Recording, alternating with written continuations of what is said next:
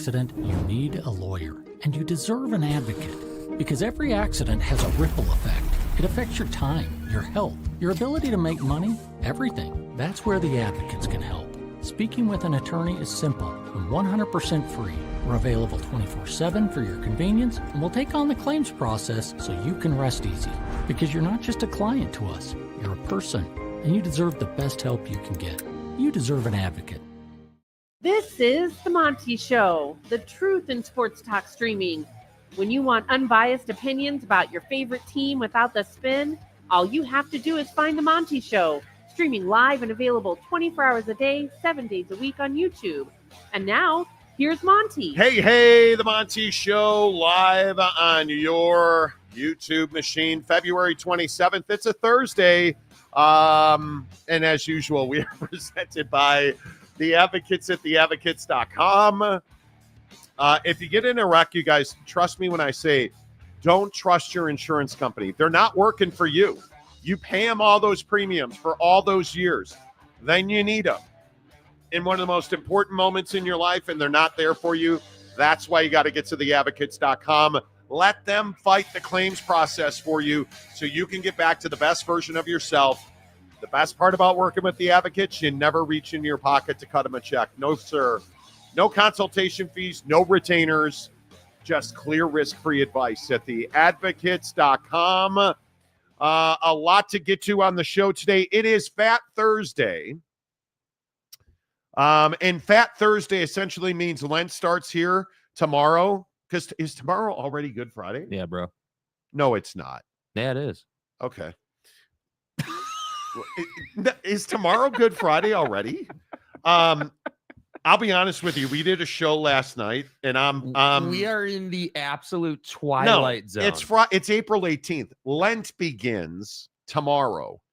And that means that you're supposed to fatten up, right? You're going into hibernation season. I love you like the fat kid loves cake. You know what I'm saying? Like, eat your cake, fat guy. I don't traditionally eat a lot of bad food.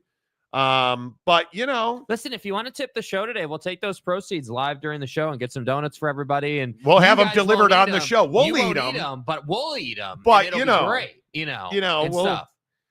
When's the last time you had a donut? It's been a long time. I think it was that last trip we took to Tahoe, where we stopped at the California border and got whatever Pink's Donuts or whatever. Mm-hmm. It has been a very long time since I had it. Too long. Yeah.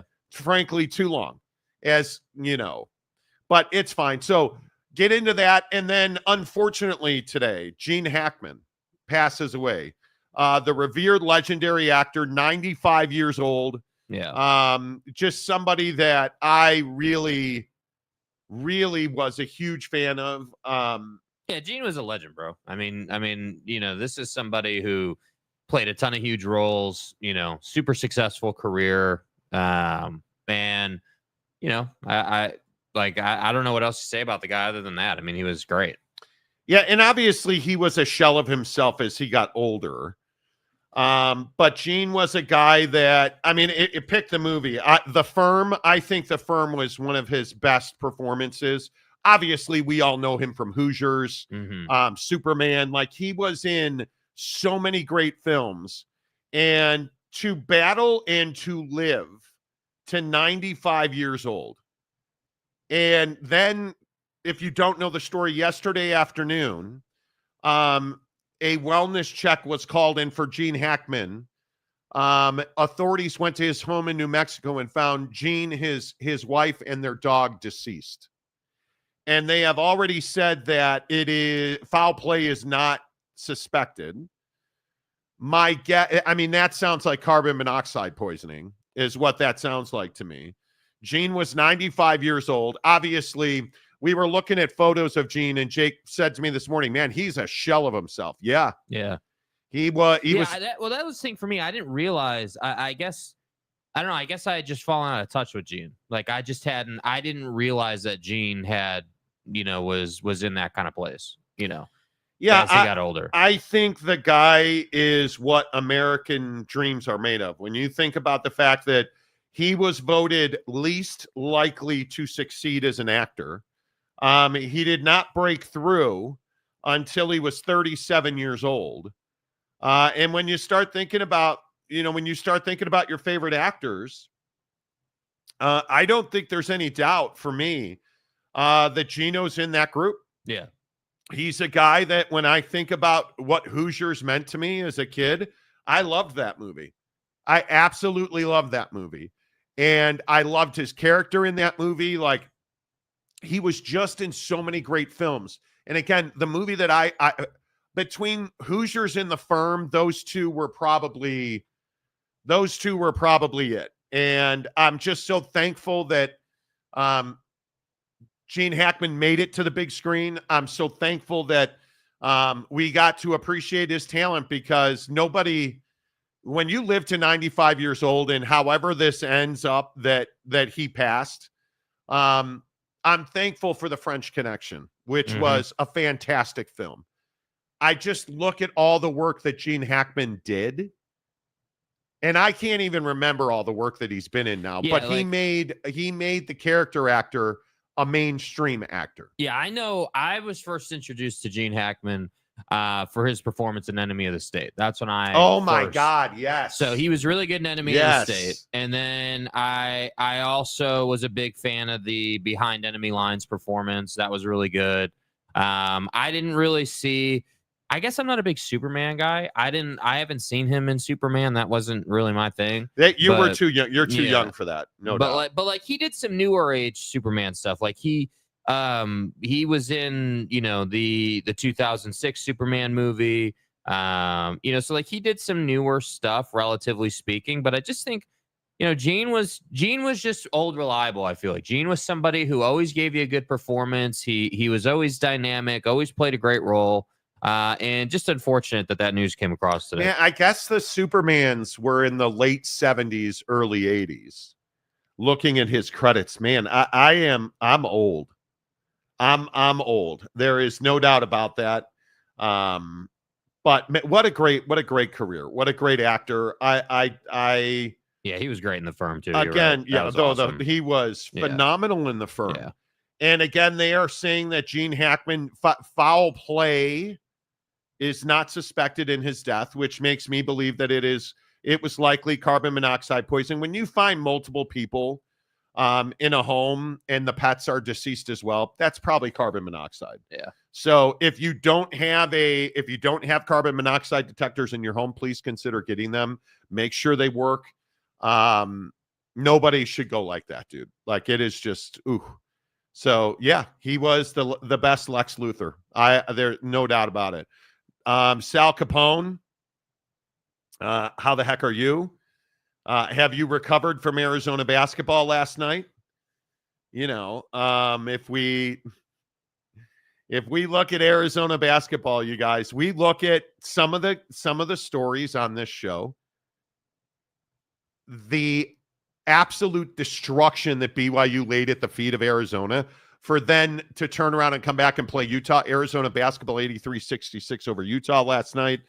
Love had 23-7. Nice win for you guys. You can go back to being, Mormon hating bigots now. So selectively aggressive. That was selectively aggressive, wasn't it? That was. Yes, David, Gene Hackman was the man. Who's your favorite actor? Do you have a favorite actor? I mean, it's hard for me to get away from Heath Ledger. I think his talent is okay. undeniable. Maybe I should say not dead actors. Actors who are alive. I'm a big Denzel fan. I love his work. And that's a tough one. There's a lot. I'd have to. I think Russell Crowe has to be there. I Has to think be. Tom Hardy has to be there. Where you at on Tom Cruise? I love Tom Cruise as an actor. I don't get into the nonsense about the Scientology, and I don't get into God's that stuff. Name, image, and likeness. I'm a big believer, hey, if you want to be a Scientologist, knock yourself out. If that's the way you live your life, you want to be Catholic, you want to be Baptist, you want to be Mormon, you do you, man. I don't care. I'm not going to judge you. I love Tom Cruise as an actor. I love him in the Mission Impossible films. I love him in Top Gun. Obviously, I don't think the second Top Gun was nearly as good as the first one, but whatever. I love Tom Cruise.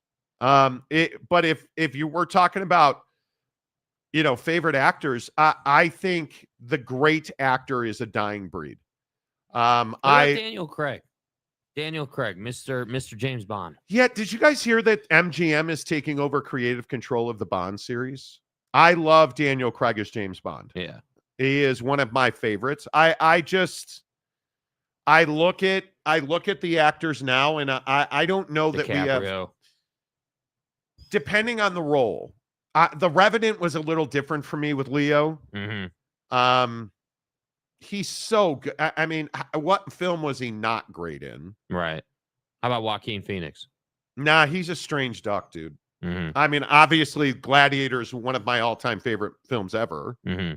But Joaquin Phoenix was an odd dude. He is an odd dude. I don't like his Joker. I'll be honest with you. Yeah. I'm not saying he's a bad actor in it. I don't like the tenor and the tone of his Joker. Yeah. I'm not somebody that believes you make fun of or light of mental illness. I think Heath Ledger's Joker is the greatest Joker ever. And I just don't happen to like this. The comedy. I don't like that Joaquin Phoenix is always playing somebody with a mental disorder. Yeah. I feel like he's almost pigeonholed is probably strong, but.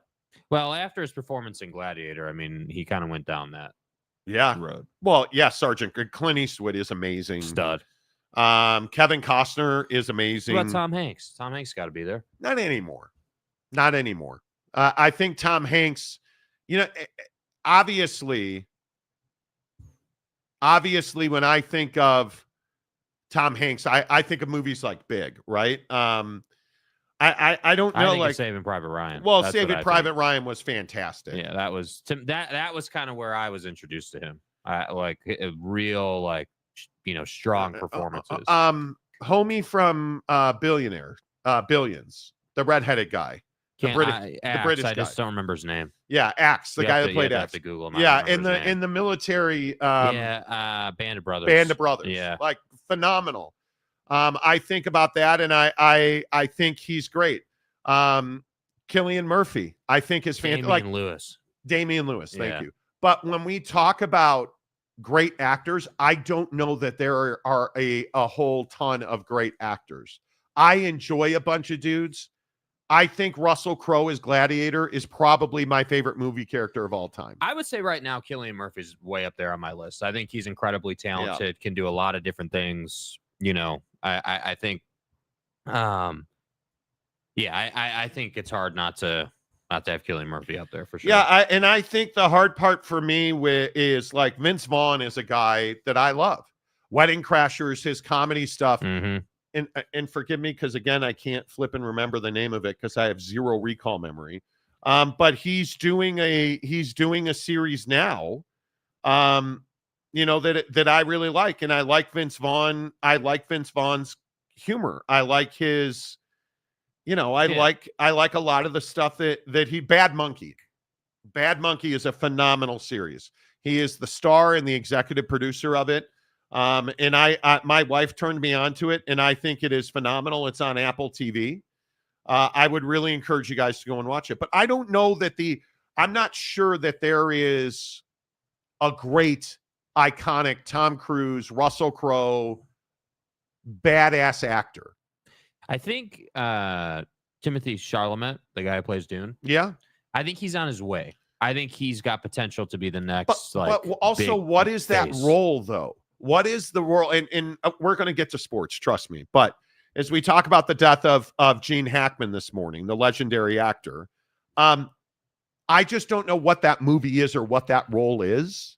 I don't know what kind of film, because we don't go to the movies anymore, right? We used to, Mrs. Monty and I, and when you were younger, we used to go to the movies every Thanksgiving night, right? We don't do that stuff anymore. But we went and saw Dune in the movies. But how many movies have you been to this year? I've probably been to 2 in the last year. Yeah, probably. Yeah, I think 2 to 4. Maybe. I think you and your sin-living girlfriend, you guys tend to go to more movies. We do. Yeah. We have a really nice theater by our house. So. Notice he didn't even fight it. Yeah. Didn't even fight it. I don't tend to go to a lot of movies right now. And I think that's part of my struggle. Like Oppenheimer was a great film. Yeah. But when we look at the great movies, like I look at The Revenant, I look at Inception, the guy behind the bookcase movie. Yeah, Interstellar. Interstellar. McConaughey's got to be in the conversation. Nah, I don't think so. I you know what? I loved McConaughey as the Lincoln lawyer. Mm-hmm. Right? I love Ben Affleck. I'm one of the few guys who's the accountant. The next accountant's coming out, and I'm here for it. Yeah. Super stoked about it. But that's not Inception. That's not, I think, Russell Crowe is Gladiator. Yeah, Leo's got to be in the greatest actors right now. I want an epic film. I'm thirsty for it. Maybe what you want is not necessarily, maybe the conversation isn't the great actor right now, because I do feel like we have a pretty good pool of actors right now. Maybe it's more about great directors, because I don't feel like we have just a load of great directors right now. Hasn't Hollywood changed, though? Yeah. We don't make any new movies. We just remake old good movies. Yeah. Toy Story episode 79, right? Fast and Furious. Like I need Tokyo Drift. Like I need another Lion King reincarnation. Like, come on, man. Like Moana number 8. I just don't need it. And so like the Oscars, and with all due respect, like the Oscars are this Sunday. I have no idea what the best film of the year is. I have no idea because they haven't told me. And again, maybe this is just pandemic Monty being all pissed off, but pandemic Monty. But seriously, think about how much the pandemic changed the way we ingest entertainment in this world. That to me is one of the biggest flipping problems, is that we don't go to the movies anymore. And there is nothing I enjoy more than going to a concert, going to a movie.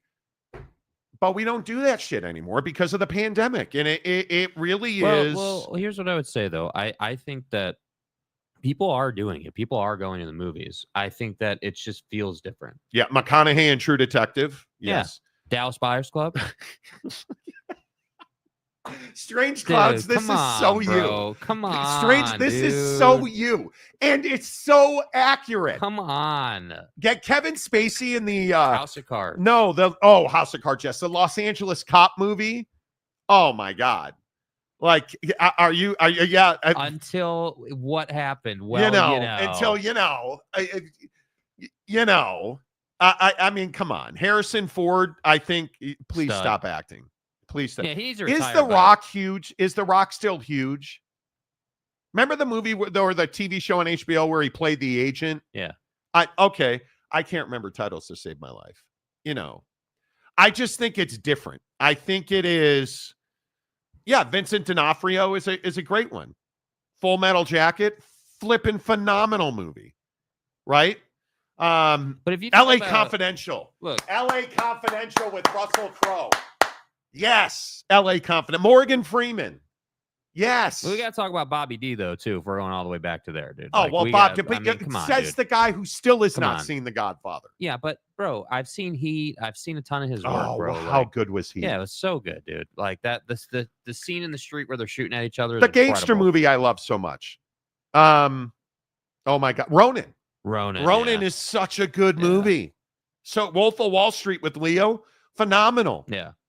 I sent Jake an Instagram clip the other day where Leo in that movie, his dad comes in and they're talking $26,000 meals.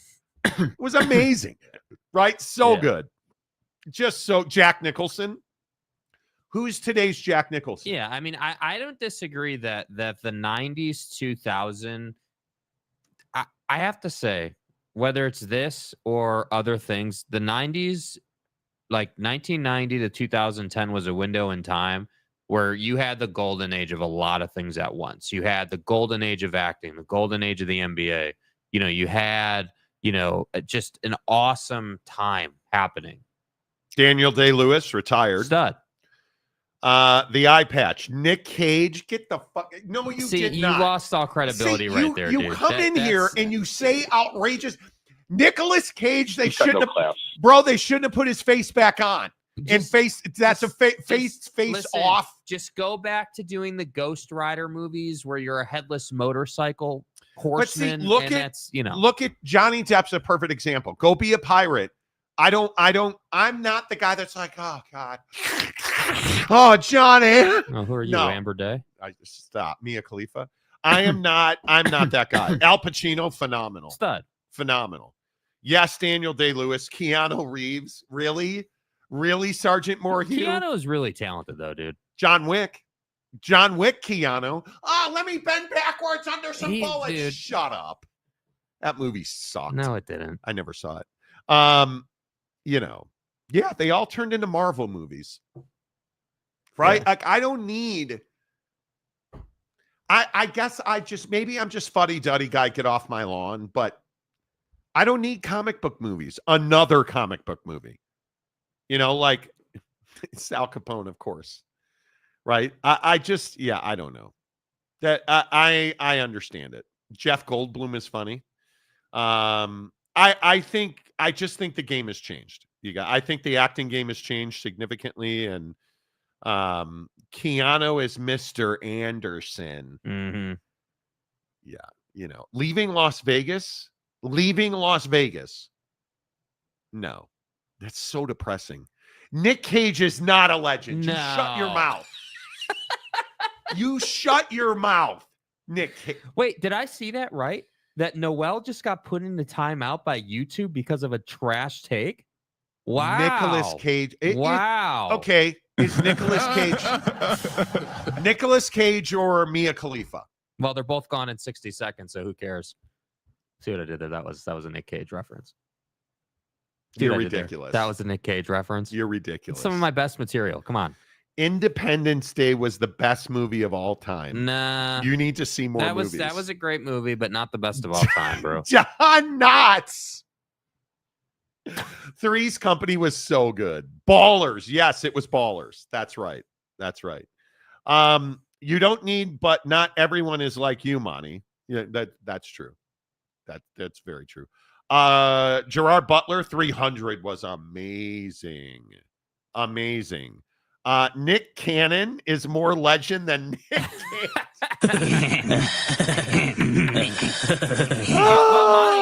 Monty, Nick Cannon has so many kids at this point. His acting genes are going to be all over this country for like 50 years. That awkward guy, bro. Con Air, National Treasure. Jesus. The Rock, all goated movies for Cage. Okay. Jim Carrey is funny. Movies. They're both done in under 60 seconds. Maury. See, Maury gets it. Maury, what do you? Come on now.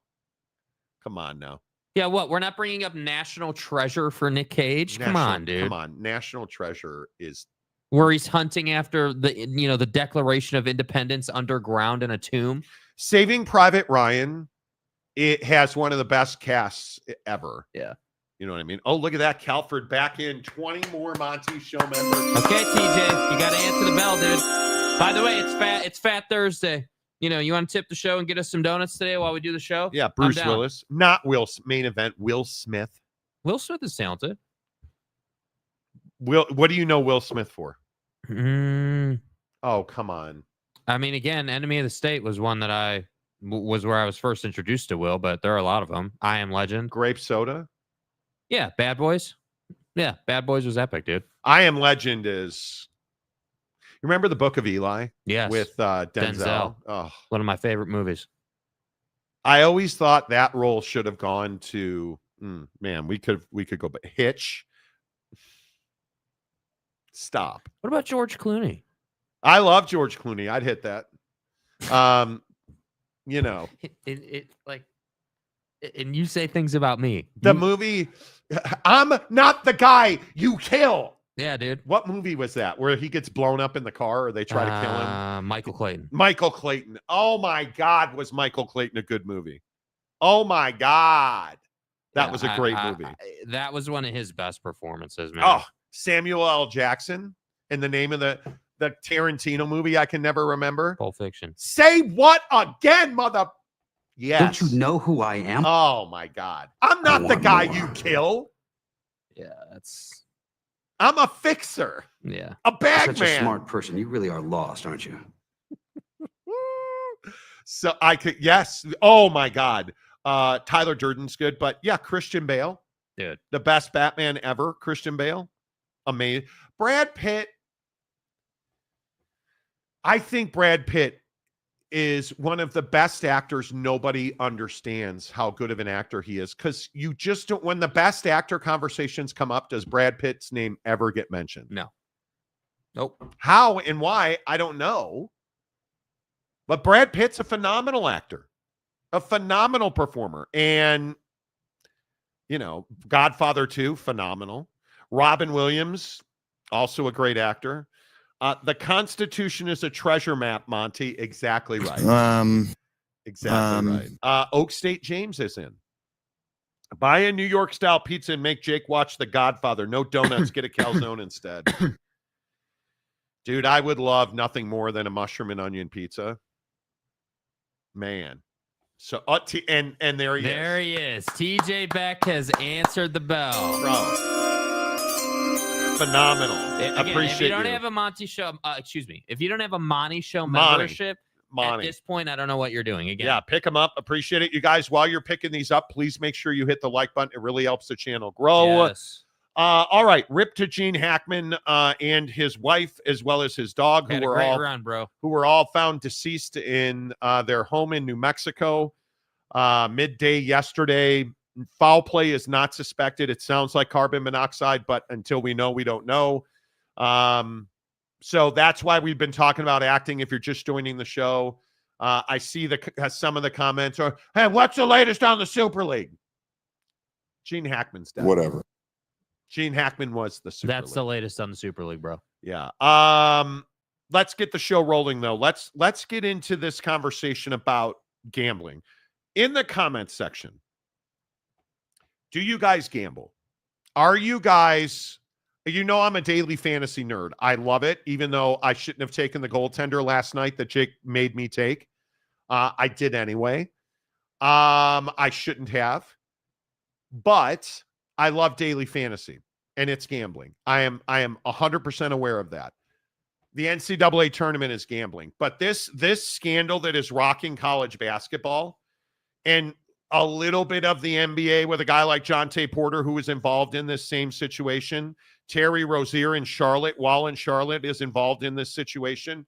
But you have what some believe is the biggest gambling scandal in the history of organized sports. When you have bookies and gamblers leveraging players to fix games and fix outcomes, whether that be point shaving, whether that be daily fantasy over-unders, and it is growing. There are all kinds of big names. Duke basketball is involved in this, where there were significant abnormal wagers on Duke basketball games. Bands. $300,000 on a Duke basketball game. Jake, how big do you think this is, and do you think gambling is bad for sports? Well, I don't think just generally gambling is bad for sports. I think gambling is just like anything else. It's like, you know, alcohol consumption. It's like driving a car too fast. Like, it's not necessarily the gambling that's the problem per se. It's the person, you know, committing these crimes and doing these things. And so, you know, the story goes that, you know, so if we look at the Jonte Porter situation, right? This happened last year. You know, Jonte Porter allegedly now gets in deep with some of these bookies, you know, owing hundreds of thousands of dollars. There were some varying numbers, but basically the reporting was anywhere between $200,000 to $500,000. Jonte Porter was in debt to his bookies. And at the time, his salary in the NBA was only $400,000 a year. So obviously he was he was upside down with the bookies. And so then that whole thing went down. Jonte gets banned from the league, you know, and then, you know, the league starts looking into it, and you have all these what are called gambling watchdog agencies who watch betting activity. starting to look into this. And so then the government gets involved in it. And now we're in a full blown, FBI is digging into all of this. And so, reading the story and really digging into it, you have games, the games we're talking about, the college level, you have to understand are very obscure. So like you're talking about like $100,000 was bet on Loyola Chicago against Tulsa, November 17th of 2022, right? Like just random, you don't give a damn about these games. But the thing is, that's how they get over on the system. They find these obscure games where they can get to a player here, a player there, and what they're going to do is the guy with all the money is it has several what are called straw bettors who basically are in other markets, right? And he pays that guy, and then that guy goes and does this, and they manipulate the lines. And so basically what's going on here is that there is a gambling ring that is clearly being uncovered here, where you've got this guy, Shane, who basically has a website, and his whole business is around, hey, like I figured out the gambling industry, take my bets. He posted his slips on his website. Like he's made a whole thing about this. He's kind of the front man for the story, but you begin to read the story and you start to understand that Shane is just sort of the tip of the iceberg when you start to consider just how many people it appears he was involved with. So how big is this? How big of an issue is gambling? Well, it's clearly a big issue. There are multiple players involved in the situation, both at the college level and at the NBA level. And I sit here and I say, hey, at some point, like players have to understand they got to protect themselves, right? At some point, you have to be smart enough to not get in, hundreds of thousands of dollars of debt with bookies. Like, that's not on everybody else. That's on you. Like, and I look at pictures like this with this trophy for gambling winning. These betting slips I had on the screen there, these are all posted to this person's website. Yeah. And you look at this person sitting courtside, this Shane dude. Yeah. Sitting courtside. How is he getting those tickets? Why are you sitting? Like, they're sitting courtside watching games that they have allegedly put money down to impact. Hey, I'm going to pay this player to impact this outcome. And this is an NBA game that he's sitting courtside at, in a game he's alleged to have had influence over. And then you start saying to yourself, okay, well, now we've got Jaguar tickets, and we've got Pacers in Tennessee and UConn tickets. And here's this Shane character with a gambling trophy. And this is a big deal. This is not a small thing. And the problem is we like freedom until we don't like freedom. I believe that gambling is not the problem, that the people who are gambling are the problem. And I don't think that we should be restricting gambling. What I think is, if you're a professional athlete of any kind, college or in a professional league, you should not be able to be involved in gambling of any kind. Jonte Porter was in massive debt to gamblers. And so they leveraged him to fix the outcome of prop betting on individual performances. How many of these guys do we not know about? And, and a great example of this is in the story.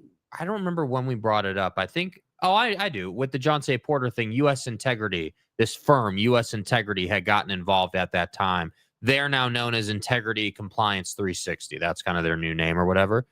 And one of the great examples in this story they talk about is in early 2024, there were unusual betting patterns with Temple basketball. Over the course of 5 of their games, there was a bunch of money that came in to skew the line, and a bunch of casinos and where these bets were placed lost money on those games. And so then it turned into this thing where that kind of drew the attention of U.S. Integrity.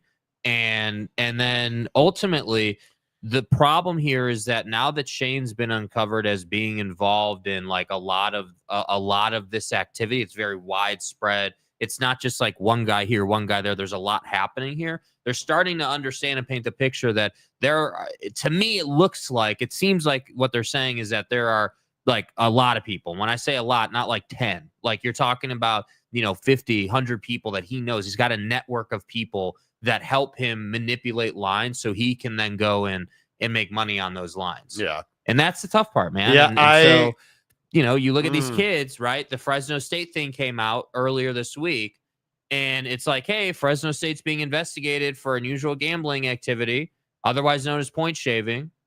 And it's like, hey, their 3 best players, one of which is no longer on the team anymore, were clearly involved. And again, the question is, what is going on here that college basketball players are getting in this deep? Is it that the kid is just gambling his money away and then Shane identifies that? Is it that they're terrible and, guys like Shane make a living on terrible basketball teams? But we're talking about big brands. We're talking about Duke. Iowa State was involved in one of these games. Like Baylor, Fresno State, like big brands. And the thing that I'm not sure how many people can wrap their head around the fact that it's not just the players. How many officials have somebody's hand in their pocket? Yeah. Do you really think that Tim Donaghy was the only one? Tim Donaghy's been on this show a bunch talking about this. Do you really think he was the only one? Because he wasn't the only one. And in my opinion, I think you have officials today. You can't explain some of the terrible calls that happen in these games other than to say, and I think in the NFL, NBA, I think it's pervasive. I think gambling by professional athletes is a massive problem. Massive problem. You should, in my opinion, not be allowed to gamble on any level. I don't care if it's daily fantasy, NCAA pools. You should not be allowed. If you're a professional athlete or a principal involved in professional athletics, an agent, you should not be allowed to gamble in any way, shape, or form. Yeah. I don't know how it turns out well. What is the upshot of that? What is the positive in allowing people, athletes and principals involved in professional sports at the college and pro level? What is the upside of allowing them to gamble? Yeah, I don't think there is. I really don't think there is upside to it. I think there's only downside. I think that, the hard part is once again, the gambling's not the problem. It's the decision making of people around gambling. Like again, you're dude, when you get involved with a bookie, I don't think people understand. Like, you get involved with a bookie, they're going to give you leash because they want leverage over you. They're going to allow you to gamble and hey, get behind a little bit. And then they're going to come for you, Jonte Porter. And they're going to say, hey, you need to do this or that. In Jonte's case, you need to start the game and play 5 minutes and then leave the game. So it counts as a game played and the prop bet market can't get away from it. And then you're going to lose on your prop bet so we can make money. Like that's, it's just not, that's not great. And so I say this repeatedly, Jonte Porter put himself in that position. Yes, he did. That's his fault. And at some point, these players and kids need to at some point acknowledge, like, yeah, you got involved. You couldn't help yourself. And so now it's like, yes, thank you for helping us uncover this gambling ring, because that's the savage part about it. You're never really going to uncover it unless they make a mistake, unless they do something that would flag a watchdog agency. And there are loads of watchdog agencies that are out there to protect the but who's turning these people in? Casinos, sports books, these integrity groups. Yeah, there was a whole thing in the story about how Shane was the top gambler at a Philadelphia-based casino at one point. They knew him by name. Yeah, they knew him by name. And here's the other thing you have to understand, and this is something I don't think gets talked about a lot. When you gamble a lot of money at the same book every day, like the same sports book at a casino every day, you form a relationship with them. They want your money. They need your money running through the sports book. But the problem is when you lose money and you get into debt, the way it works is, let's say you place a bet on a Friday. Let's say you place $100,000 on this game or that game on Friday. If you lose that bet on Friday, you got to pay that off Monday. Like, that's how the industry works. And if you don't, now you're behind. But conversely, if you do, you build trust with the casino and they will allow you to continue to play at that level. So it's much like anything else with money, right? Like banks, like loan terms with banks. Banks are trying to loan you money at the lowest risk possible to themselves.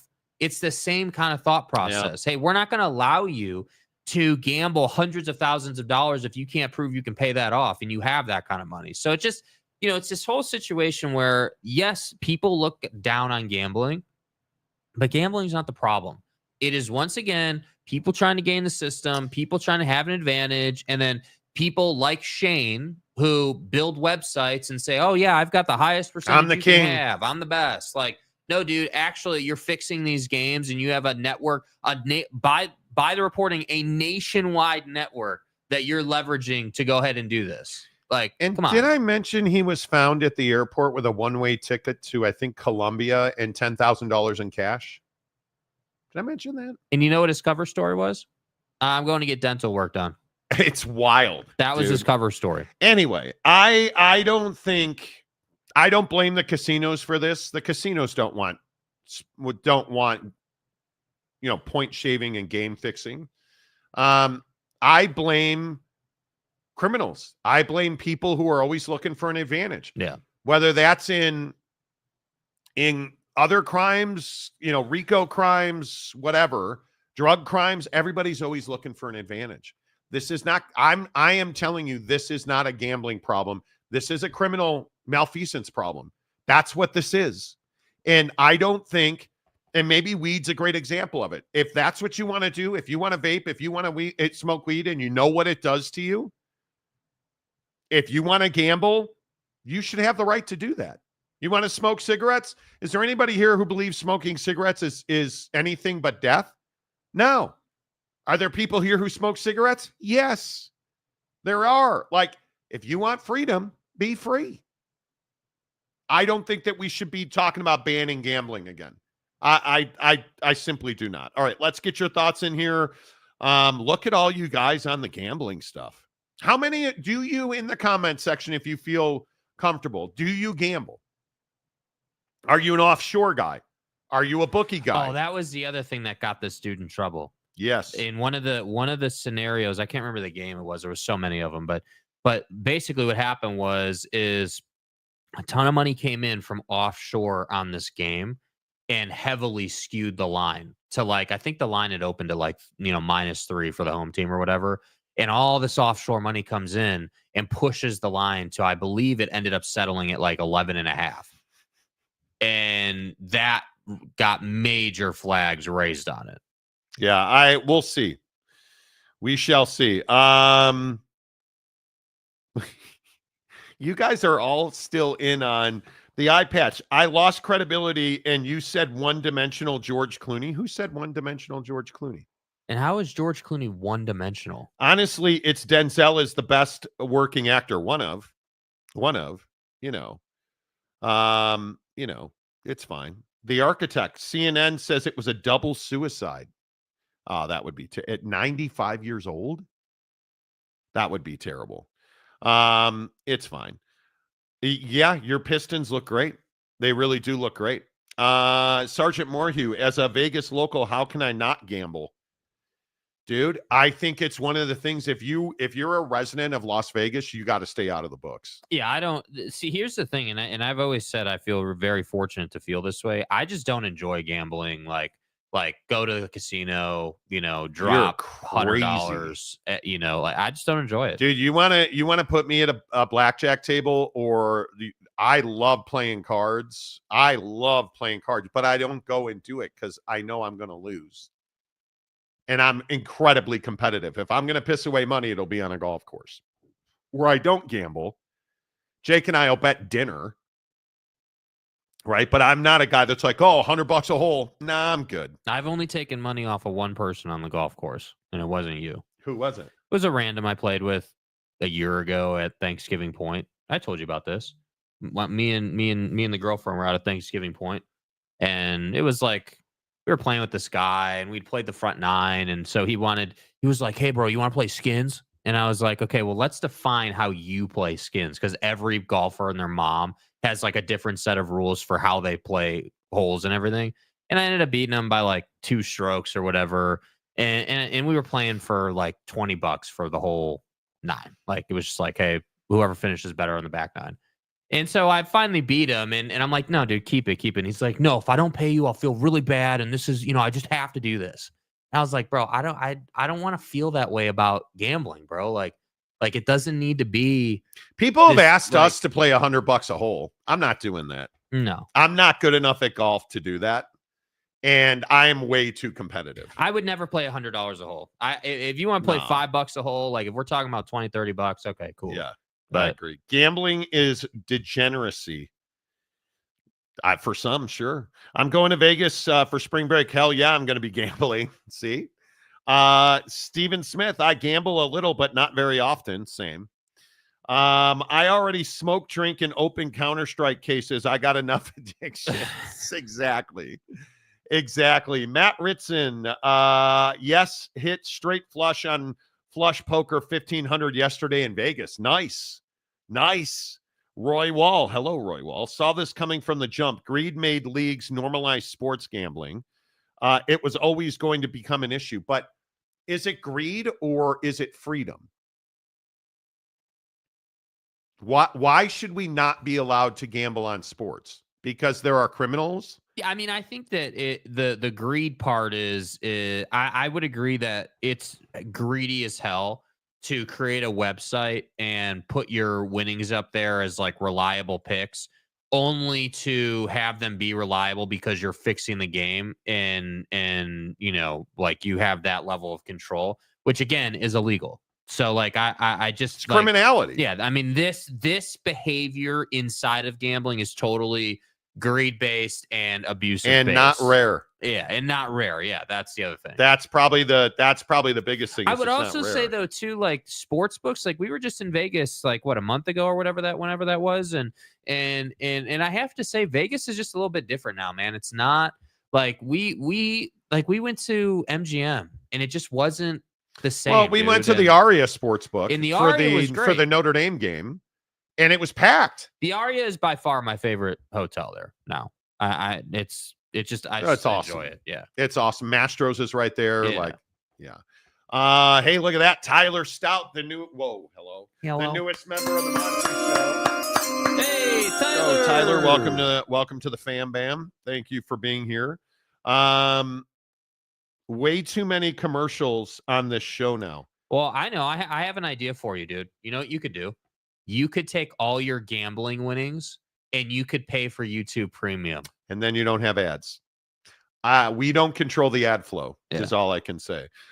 Stephen Smith, Iowa State was also listed in this. It was against Iowa State opponent during the 22-23 season. Yeah, Eric, that's how it works. That's commercials is how it works.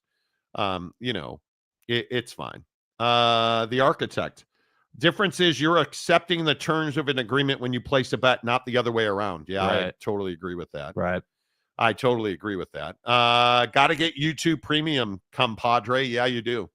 It makes a difference. YouTube Premium will be the last luxury I would give up. Exactly right. Eric and Raleigh.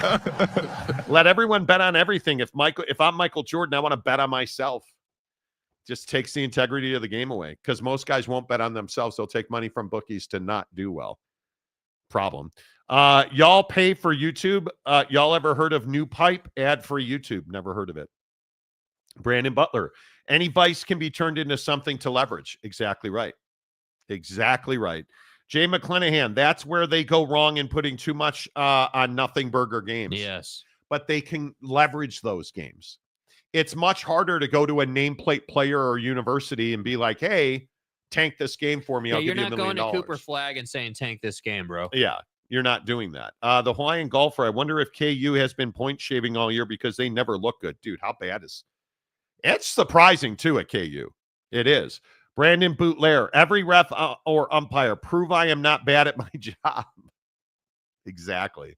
That's why this MLB strike zone appeal thing is interesting. Dude, you guys joke. Like that kind of technology, the technology the NFL is rolling out to eliminate the chain gang, right? Like they're still going to be on the sideline, but now the NFL is rolling in the first down technology so we can have quicker reviews and stuff.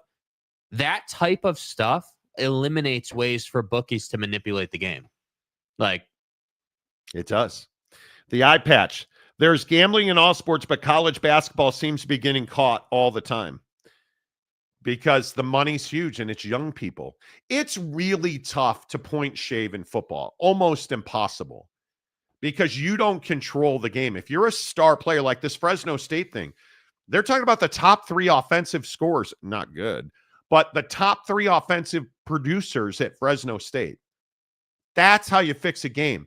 Football's very difficult to do that. Like, look at what this guy says on his, at one point he was doing a podcast, right? A gambling podcast. He goes, quote, "Just inbox me. You can't make it to the casino. You're at home. You're bored. You want to put a bet in any state. We're not like FanDuel or DraftKings. Any state, wherever you're at, just inbox me." Highly illegal. Like, it's technically, so according to the article, it's not illegal to sell your, what they said here is it's not illegal to sell your picks to gamblers. But what is illegal is the interstate portion of it. And you cannot tell people, DM me, I'll place bets for you. That's against the law. If they're in a state where gambling is not legal, that's against the law. So, yeah. Jonte Porter was educated at Missouri. It really does explain a lot. That's a good university. Come on. Basketball, just the easiest for the reps to manipulate, as 90% of the calls are subjective. True. David, this is not a problem ever since the CCNY scandal in the 50s. Apparently it is a problem, though. Yeah. So, Brandon Butler, casinos don't want fixed games. People won't bet if they can't trust the game. That's exactly right. That's exactly right. TJ Beck, who flies in airplanes and stuff. All you have to do is pretend not to speak English, get a translator, and you'll never get caught. See Shohei. Dude, Buddy's name is Ipe, okay? But isn't TJ completely right? Yeah. I'm not. I don't believe that Shohei wasn't involved. I agree. My opinion is he was involved. Yep. Why you're making all that money? By the way, did you guys see that the Dodgers have $1 billion in future deferrals? $1 billion in future deferrals. If they give a damn. No, that's a lot of bread. They don't. Hawaiian golfer, have you not seen Europeans, the peak of global health? They are all smoking. Smoking's not good for you. It's not. Vegas local here, of course I gamble. Eric in Raleigh, I only play Prize Picks, proud sponsor of the Monty Show. Exactly right. Yeah. What? I am going to beat you about the head and neck area later on Prize Picks. Well, 21 saves, lock, bro. Yeah, I'll probably just retire from Prize Picks. We lost 6 in a row. It's been a pretty rough, tough sledding here. Hero, good morning, Hero 75. Good to see you. Outside of the $5 in the office NCAA tournament pool, no, I don't.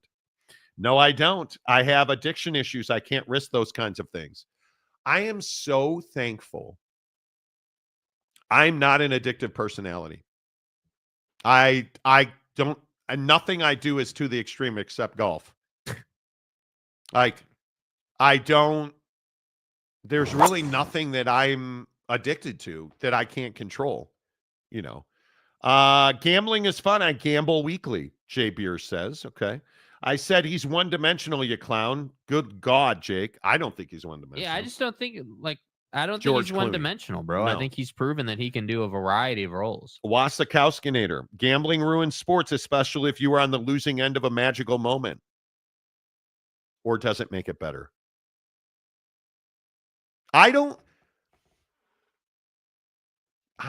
Should I talk about not playing fantasy football? Mm-hmm. Why did I stop doing fantasy football? Because it ruined the game for you.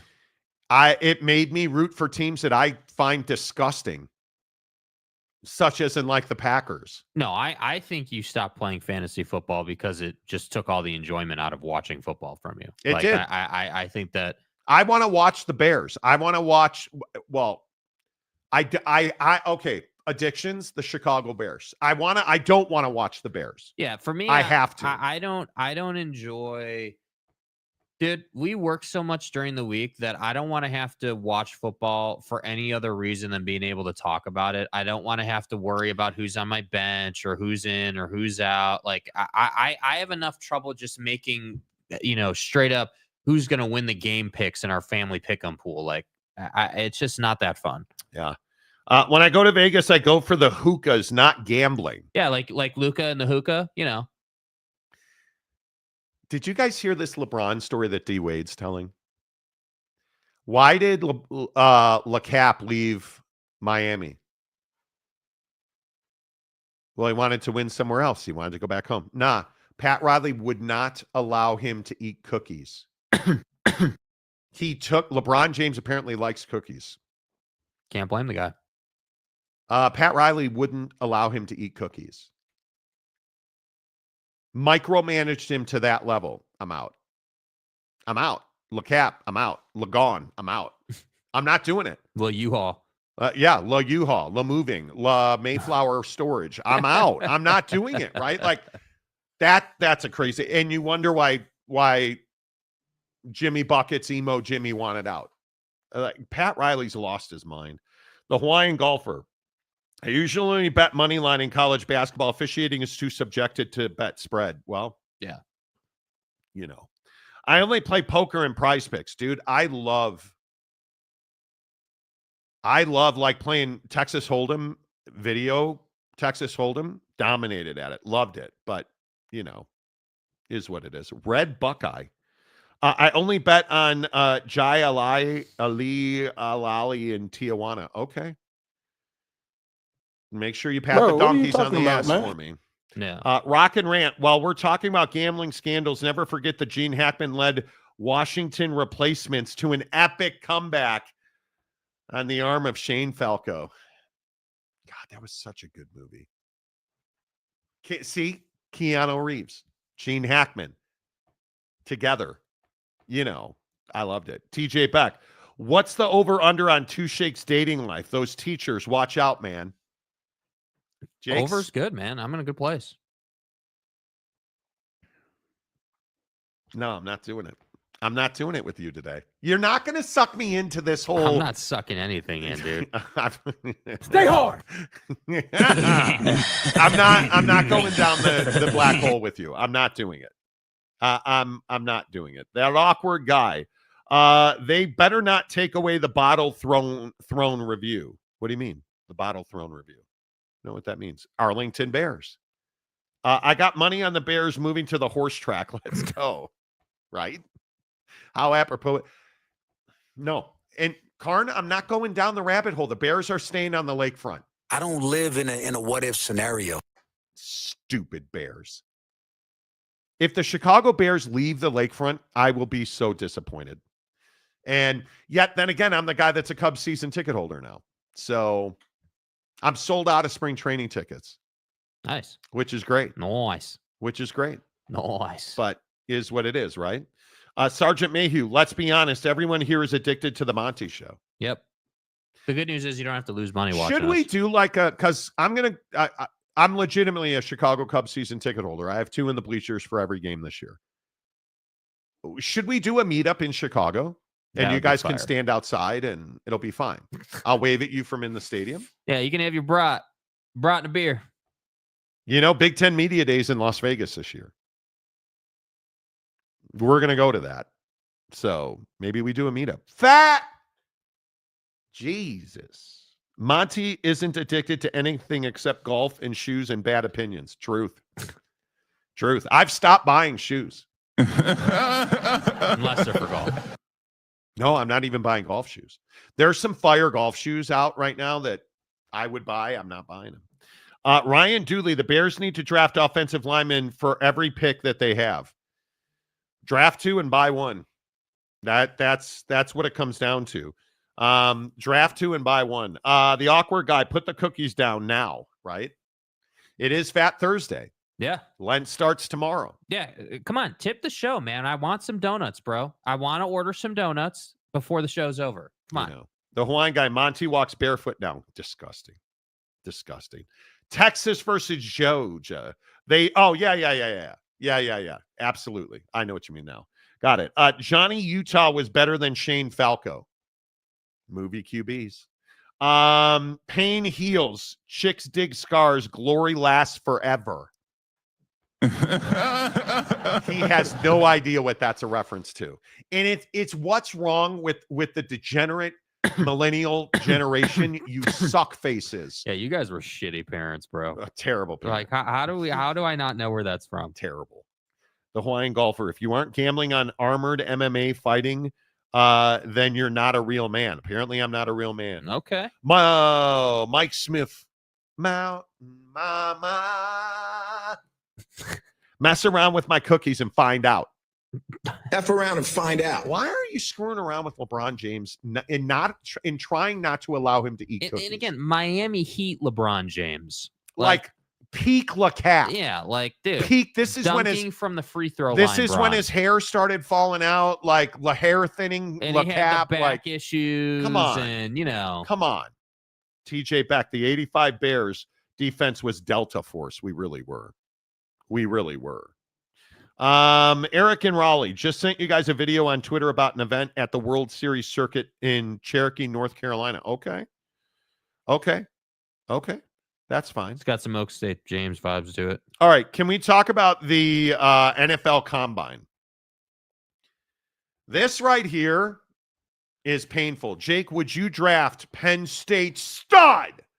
Or excuse me, Pedo State stud Abdul Carter after this foot injury scandal? I wouldn't have drafted him before the foot scandal. I don't know who thought it was a good idea to say, hey, let's draft Abdul Carter #1 overall.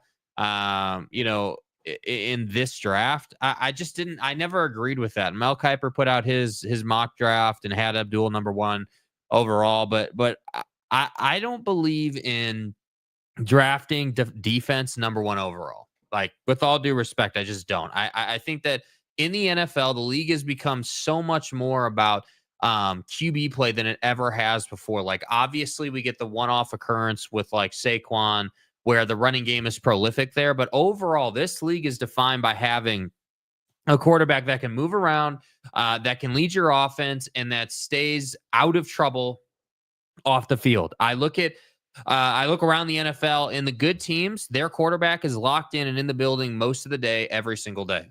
And to me, when I look at this draft, I would be drafting Shedeur Sanders #1 overall. That's what I would be doing. If you can't draft a quarterback, I would trade out of that slot.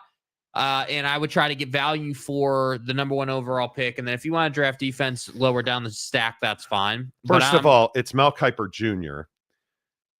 Second of all, you would really, so you think Shedeur over Cam Ward? Yeah. That's something we got to get into. I would not have drafted Abdul Carter #1 either. And we talked about this on the program yesterday. I think when you look at the mock drafts and you start figuring out what Kiper's doing, it makes zero sense for the Tennessee Titans to draft Abdul Carter #1. I mean, this right here is mind-numbing to me. I'm also of the belief that if you have a foot injury or a medical issue, I'm not drafting you #1. Yeah. That's all out the window now. I just think the #1 overall pick is reserved for guys who are 100% healthy, who have the lowest risks, the highest talent. Like, what is the point of drafting a #1 overall if you're going to take a guy with an injury? You cannot take a risk at #1 overall. Sorry. I look at this and I say to myself, Abdul Carter's going to be a stud in this league. How bad is this foot injury? Because I don't believe two words that an agent, in this case Drew Rosenhaus, says about a player at the NFL Combine. They're saying he has a stress reaction, which is, in other words, a bad bruise on your foot. They say he could have surgery to heal it quicker, or we could just let it play out. Nah, bro, I'm good. Middle of the first round, sure. #1 pick overall, hell no. Am I going to take a risk on a guy who is talking about having foot surgery? I'm simply not willing to do it. And I know that may seem critical or harsh or unfair. I'm not drafting a guy that's got an injury problem #1. Yeah, I just think it's unnecessary. I think it's I mean, frankly, I think it's damn near irresponsible for your franchise to do that. I think that if you're at #1 overall, you should be drafting a guy that's going to change the trajectory of the organization. That's right. Inside of the next 5 years. So, like, with all due respect to Abdul Carter, I think the guy's going to be a stud. He's going to be a key contributor on really good football teams. But I'm not going to draft him #1 overall. Notice I'm not saying I wouldn't draft him at all. I would love to have him on my team. But if I'm the Tennessee Titans, if I'm the New York Giants, like if I'm the Jets, like if I'm a team that can move up in the draft, I am pounding down the Titans' door trying to get that pick. Because what I want to do is I want to trade up and go and get a quarterback. Like, this draft is loaded with teams that need quarterbacks. Like, I'm sorry, New York Giants. Drew Lock is not going to get it done if you want to win a Super Bowl, dude. Like, I get it. I get it. Buddy looks crispy in the blue uni rapping on the bench. But the reality is when he comes into the game, he is a 4A quarterback, meaning that he's a great backup. If you need him to come in for 3 weeks at the end of the season to bridge the gap to the playoffs, he can do that for you. But the idea that the New York Football Giants are sitting here without a quarterback is incredible to me, dude. Yeah, I look at the quarterback rankings, and I agree with you that this is very much a trade out spot. And while we're eating our apple fritters from Let's go, baby. Sergeant Moore. Okay, how much did he give us? 15? No, $10. $10? $10. Okay. What are you gonna do? I'm gonna order up. He tipped us. I told you. You gotta order Beto's burritos. Well, we can't eat Beto's burritos on the show, can we? We're gonna eat fritters on the show? Well, donuts are acceptable. Okay. You don't want donuts, do you? I want a Beto's burrito like it is my last day on earth. Mm-hmm. I think we'll see. Sergeant Moorhew, you're going to feed us calories today, and I appreciate that very much. But as we talk NFL draft, donuts are great. Donuts are great. Not great for you. Number one overall should be a game changer. Okay, well, here's then my question for you. Who's the best quarterback in the draft? Because I don't feel like it's Cam Ward. I think it's Jackson Dart or Shedeur Sanders. Mm-hmm. And I think I can make a pretty strong case it's Jackson Dart.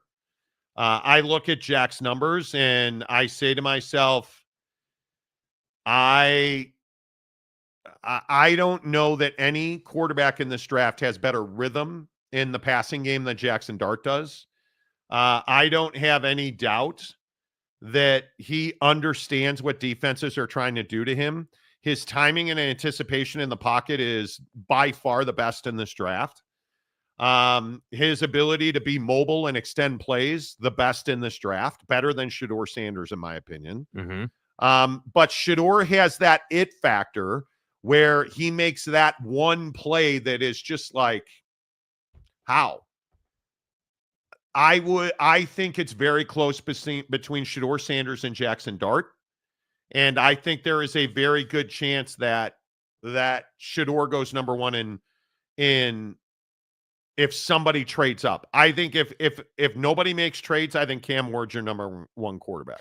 Yeah, and the hard part with that is, look, I'm cool with these teams. If your preference is Cam Ward, if you're an organization that says, hey, like, we prefer Cam's style of play. We prefer, how Cam Ward goes about it. We really like his film at Miami. Like, we obviously love his arm. We feel like that can be a game-changing thing. Okay, cool. If that's your guy, great.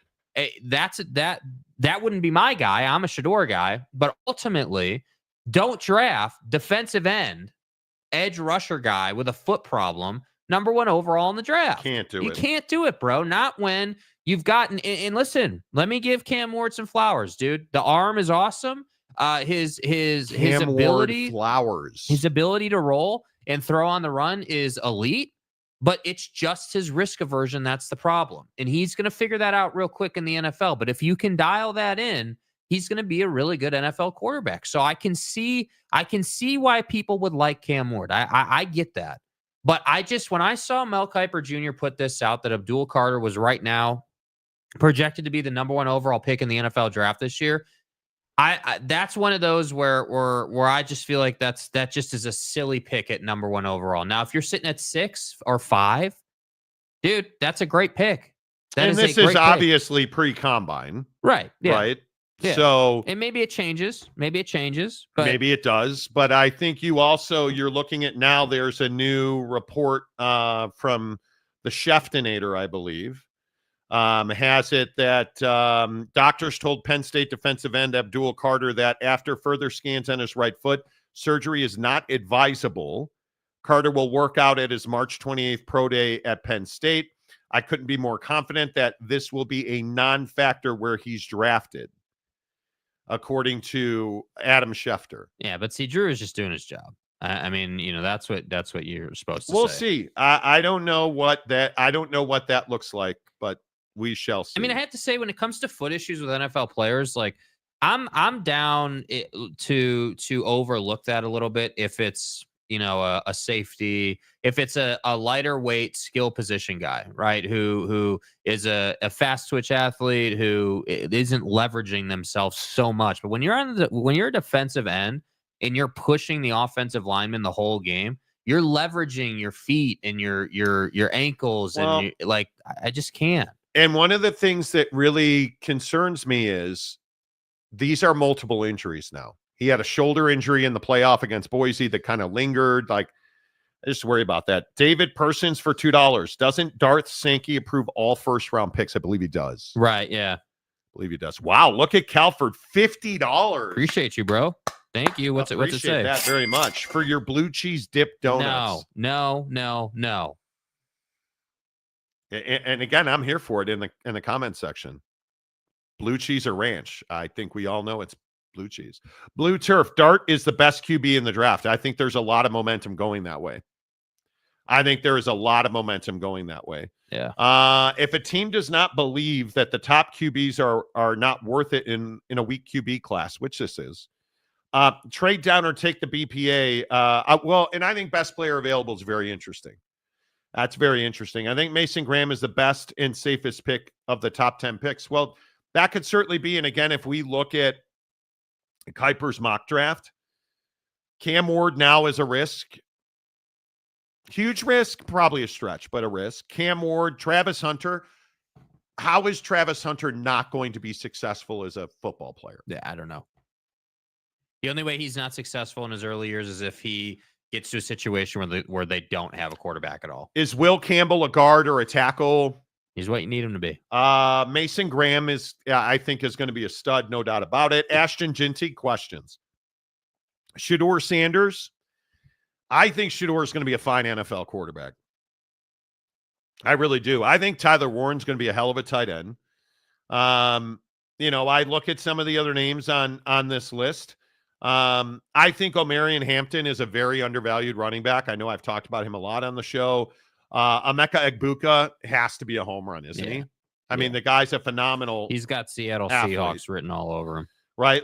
And I also think that when we look at some of these other guys like Teteroa McMillan, I don't know that Ted is a number one player, a first round player. I don't know that he's a first round pick. I think that's a huge question. Mike Smith also says Calford equals evil, and I am here for it. Blue cheese dip donuts. Some beignets would be. Rock and Rant. Cam Ward has 2 really bad interceptions, but only had like 5 the entire year. I think that's exactly right. And I'm a huge Cam Ward fan. Those interceptions and those decisions he makes when he's pressed against the sideline, he wants to throw the ball away. And it's why I take Shedeur over Cam, because we saw Shedeur Sanders evolve his decision-making. It's the only question I have about Cam Ward, but we'll see. Capazzo. Calford, even I draw the line at blue cheese on donuts. Seriously. It's almost Paxiki time. Okay. Tzatziki sauce. Sounds good. Loner phone. Giants have me still on the ledge. Well, what do you think they should do? You got to get a quarterback there. Let's talk about this Tom Brady story. Tom Brady. Tommy. Tom Brady leading the quarterback recruitment for the Las Vegas Raiders. Now, listen, I'm not a multi-billionaire who is built for sex like Tom Brady. So I don't own a home in Montana. Now, the story goes that just coincidentally, Tom Brady and Matthew Stafford, same time, same place in Montana. Just happen to be in the. Now, if you believe the physical throwdown, quite literally, almost a physical altercation between Ian Rappaport and a hack of an NFL insider who I'm not going to name.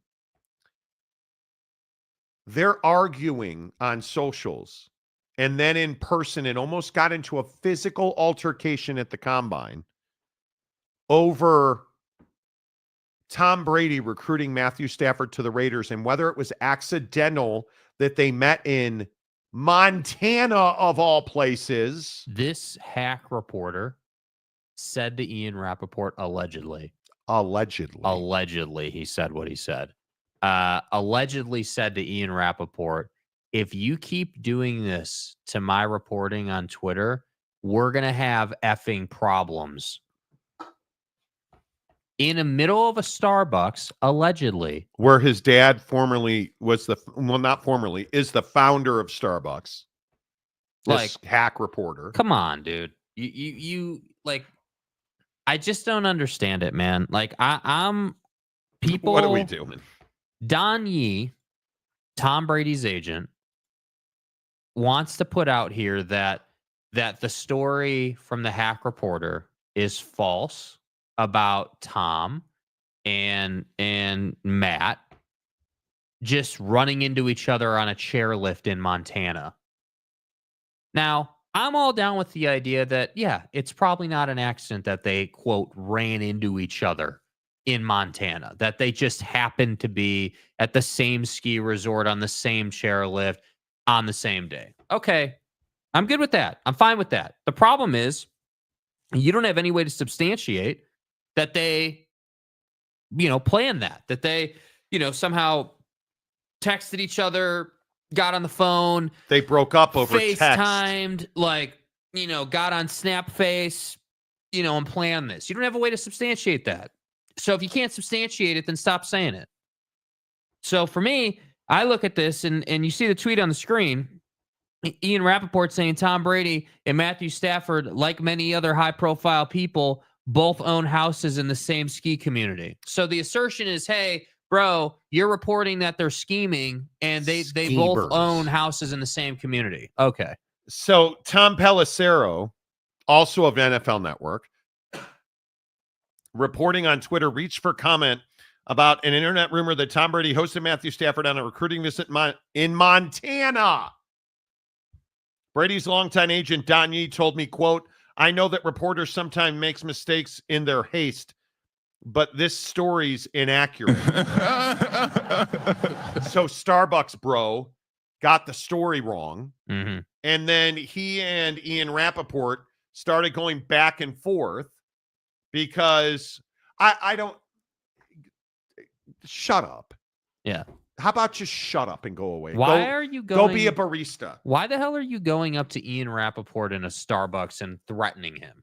Like, come on, dude. It is so ridiculous. And it's such a low class move. It's such a and the problem is it pushes forward the narrative that lower end reporter guy is just here to get views and not actually reporting, not actually doing the job of it. And that's unfortunate, but am I going to sit here and believe that Tom Brady and Matthew Stafford just happen to run into each other? No, I'm not. I don't buy it. And again, real quick before we move off of Starbucks, bro,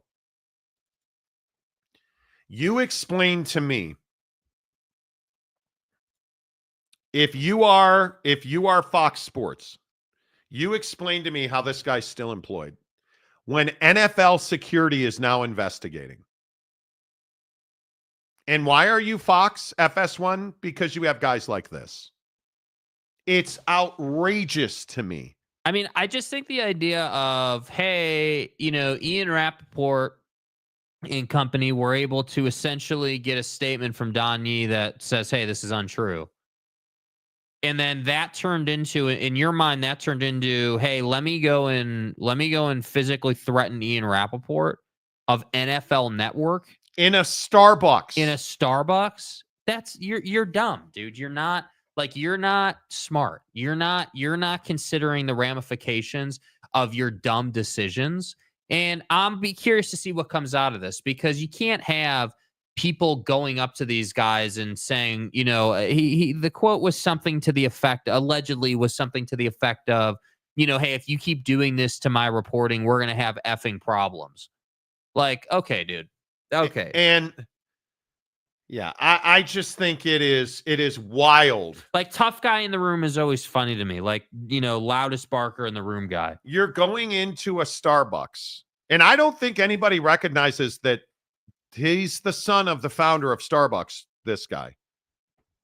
We need to talk, to which Rappaport said, we don't need to talk. Ian Rappaport's at a Starbucks talking to an NFL agent, and this guy walks up to him. Schultz, if you have anything to say about me, say it to my effing face. If this continues, we're going to have a effing problem. Rappaport called NFL security, who is currently investigating the matter. You're physically threatening somebody because you don't like their reporting. Like, what can I just ask in God's name, what were you thinking? Yes, exactly right. And that's why Fox is Fox, as somebody is texting me. Name, image, and likeness. That's why you are invisible. Second of all, does anybody really care that Tom Brady could potentially be recruiting Matthew Stafford to the Raiders? I don't. Why does this story continue to have legs? That's kind of the bigger point, dude. Why is like these guys are acting like this is like someone died or something, or like a major, like a gambling ring got exposed on a ski chairlift, dude. Like, what? Like, yes, Tom Brady's going to recruit Matthew Stafford. Yes. Like, why wouldn't it? Well, then he can't be on Fox. Okay. Yeah, well, yeah, actually he can. He's got no class. I don't, and we've battled over this because certain people on this show, yeah, such as in like, don't think that Tom Brady should be calling games on Fox. Not what I said. What did you say? I said that Tom Brady, Tommy, ye of Giselle, yes. If you're gonna be a minority owner in an NFL franchise and you're gonna be on Fox, you've got a responsibility, which is, hey, like, you can't go on Fox and start speaking about, certain things. And you need to understand that people are going to point this out every week. Hey, he's an owner of an NFL franchise. He has privileged information, and he's also a commentator on Fox, man. Like, you don't get to just skip over that if you're Tom Brady. You don't get to be Tom Brady, be an NFL owner, no, you don't. And then call a game and not have people ask the question. So, yes, I agree that, hey, this is probably not a big deal. I don't think that Tom Brady's out here doing nefarious stuff. I think he's doing what every owner does, with all due respect. Like, he's out here networking, talking to other quarterbacks, trying to help his team, and then he's going to call some games on the weekend. It's not rocket science. I don't care. But a lot of people do. A lot of people do. We tend to get our panties in a wedge over the stupidest stuff. U.S. Americans. That's what this feels like. This feels like much ado about nothing. Much ado about, okay, if he wants to call games, I agree. Don't put him inside of other teams' facilities. Mm-hmm. If he wants to talk to players, he's got their number. If he wants to talk to coaches, let him do it over a video. I don't care.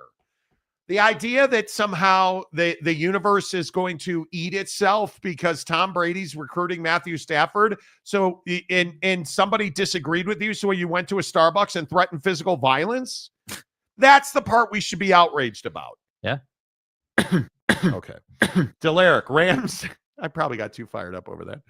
Rams trade for a higher draft pick than us to move up to get Sanders. Could be. Maybe. The Hawaiian golfer, Mr. Bowl Cut.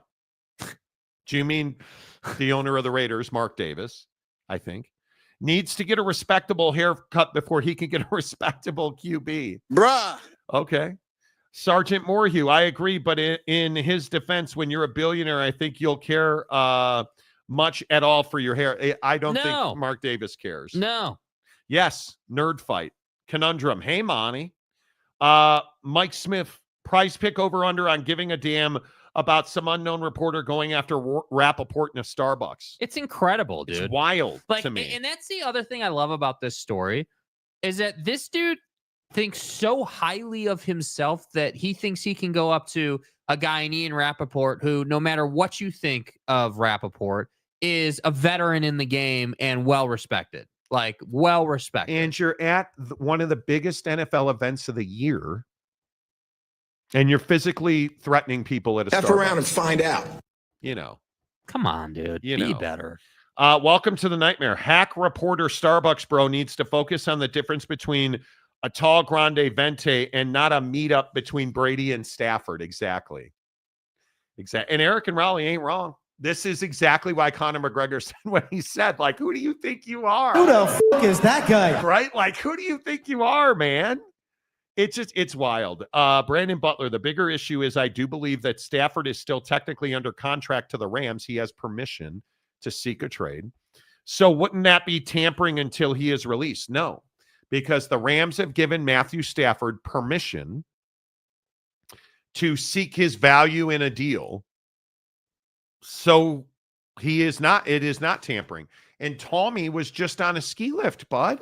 Whether you like it or not, man, not you per se, Brandon, but just like proverbial you, like whether you like it or not, like Tom Brady is really smart. It's Tommy, please. Tommy is really smart. He understands that his wife got knocked up by the jiu-jitsu instructor. Here we go. He understands that didn't work out for him, and why go to the jizzy sex thing? Anita Dick and me. Why go to this because jizzy Tom sex is really thing? smart, dude. He understands how to play the game. Oh, I didn't mean to meet up with Matthew Stafford. We just happen to have the same color ski boots. And, we rode down the Black Diamond Run over here the other day. But, yeah, we just happened to run into each other, and it was really cool. And, we shared a Starbucks together on the chair, and it was all good,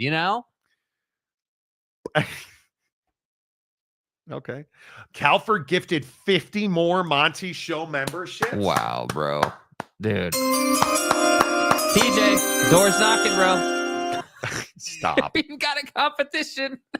Mike Smith, it's not rocket surgery. Okay. Boyd Lake, virtually all of these former players in the media are very well connected to owners. They all recruit. They do.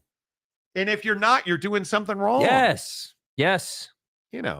The stadium guy, James, if Brady wants Stafford, I'm okay with that. They will still lose to the Chiefs. I mean, the chefs, the Chiefs. You are, with all due respect, I don't buy your Chiefs fan. I'm a Chiefs fan.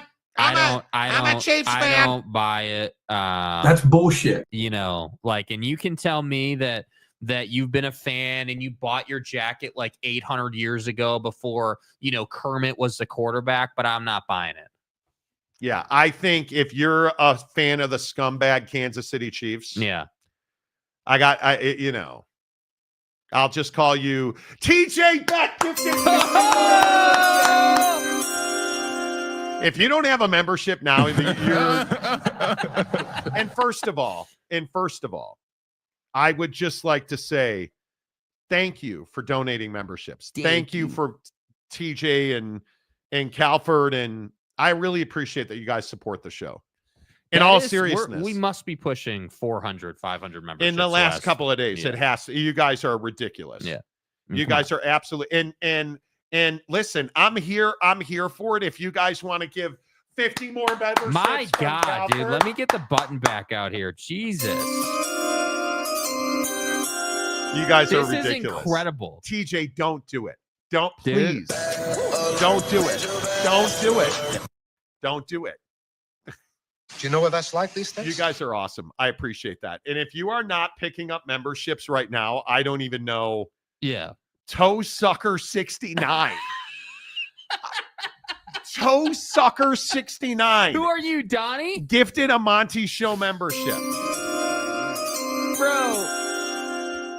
Bro. And then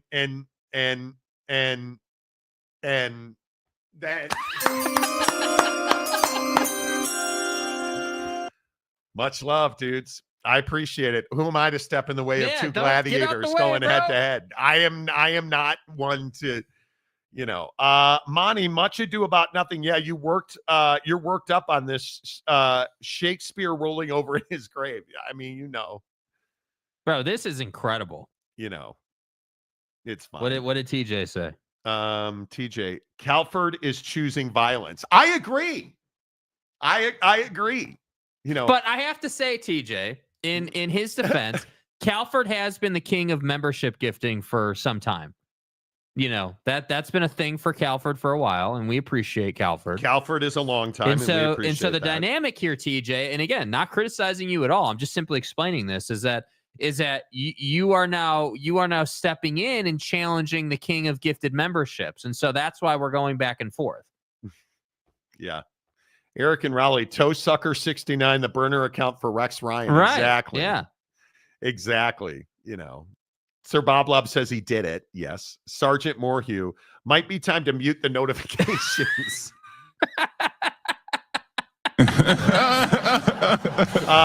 The Calford versus TJ is the battle we need, not Hack Reporter versus Rappaport. Facts, I agree. Dude. Facts. I agree. Did that guy Paxton get one of the free memberships he was whoring for last night? Hey man, if you can't figure out how to join a membership, you know, it's fine. Are you not entertained? You know, dude, I'm entertained for sure. You know, yeah. Mike Smith, yes, Calford uses the calimony for good. Yes, he does. The stadium guy James for $5. I bought my scumbag Kansas City Chiefs jacket in 2020 at Arrowhead Stadium.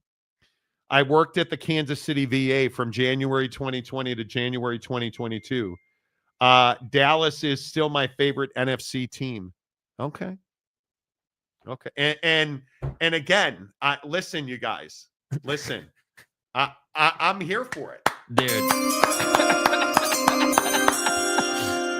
I'm here for, and I continue to be here for it. And now I'm not going to read any comments that are not from members, because if you don't have a membership at this point, yeah, it's insulting at this point. Literally, it's insulting. Sir Bob Lobs, be nice to Paxton. Paxton couldn't figure out how to accept last night on the show, and he took some for it. Dude. He had to be trolling. Like, come on, dude. Tanner has TDS. Is Tanner here? Tanner, how are you not a member? Dude, there's free memberships all over the place. You can't read his comment. He's not a member now. Did he get one of them? Really curious. I don't think he did. No, I don't think he did. No. My turn to shine, Sergeant Morhew says. Yes. Yeah, great job, dude. How does Tanner not have a membership? I have no idea. San Diego State Glenn, what's worse than not having owned a Chiefs starter jacket? A Rydell Chiefs jacket, James. Dude, you guys remember the starter jackets? Guys. Do you guys remember starter jackets? I had a Chicago Bears starter jacket that I had knee surgery back like in 1990. My brother worked at Athlete's Foot. He bought me a Nike Flight type starter style jacket. Yeah. Gave it to a girl, never got it back. He was so pissed.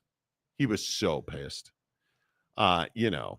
I am not a member. Read me. Well, you did donate memberships.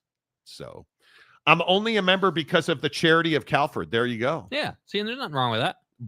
Whoa. Mike Smith, I had a killer pullover Chicago Bulls jacket. Dude, I had one of those satin button-up Bulls jackets, dude. Oh, it was so good. It was so good. Buck nuts. I had a Black Buffalo Bills starter jacket. Ooh, remember the black ones? Oh, my God. I'm a clothes horse, honestly. I loved starter jackets. Like, it was one of starter jackets and Jordans. My mom would not buy them for me. Mm-hmm. I was a bagger and a cashier at Jewel food store. I worked at a baseball trading card shop. Like, I used to cut lawns. I vividly remember shoveling snow to pay for my satin Chicago Bulls jacket. Mm-hmm. I loved it. Loved it, dude. Loved it. I'm also totally broke. Okay. We appreciate Calford. Yes, we do. And it's okay if you're totally broke. Back in the day, I used to get killed for a starter. Do you guys remember that too? Yeah. Dude. I despise starter jackets. What? Why? Bro. Why? I got to go up and get our burritos, dude. Oh, are they here They're already? Dude. Okay. They're already here. I got to run up real quick. Okay. Yeah. Okay. I love the starter jacket. I did. Charles says, I was living in Hawaii and had a start. How do you wear a starter jacket in Hawaii? Bro, I miss Hawaii. I'm ready for Oahu and some Turtle Bay golf, and I'm ready. TJ Beck, Tightwad Hill is a legend. Okay. I have Russell athletic clothes. Oh, yes, you do. And I like it. Charles Arnett.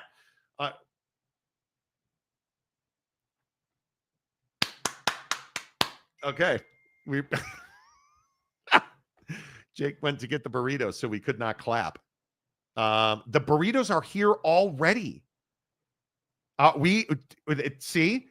You gifted us, you tipped us, so we got burritos.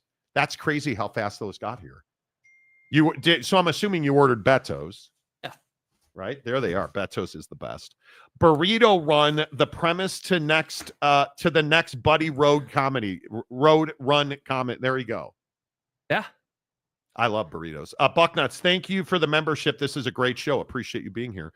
Did Jake have to go take a Duke? No, he had to go upstairs and get the burritos. Yeah, bro. Sergeant Morhew, you guys need to chill. We probably do. Giggity, damn, I want a Beto's burrito now. Bro, you want to see what kind of burrito did you get? Pico salsa. Did you add pinto beans? Yes.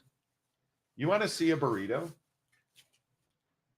My friends, that's a burrito. Dude. It Macaque. is. Yeah. Than certain folks on this show, it's got more girth. Right. It is what it is. Oh, Jake is gone. He'll be back. Flying Burrito Brothers burritos. Okay. You gonna really pull that fatty out? Okay,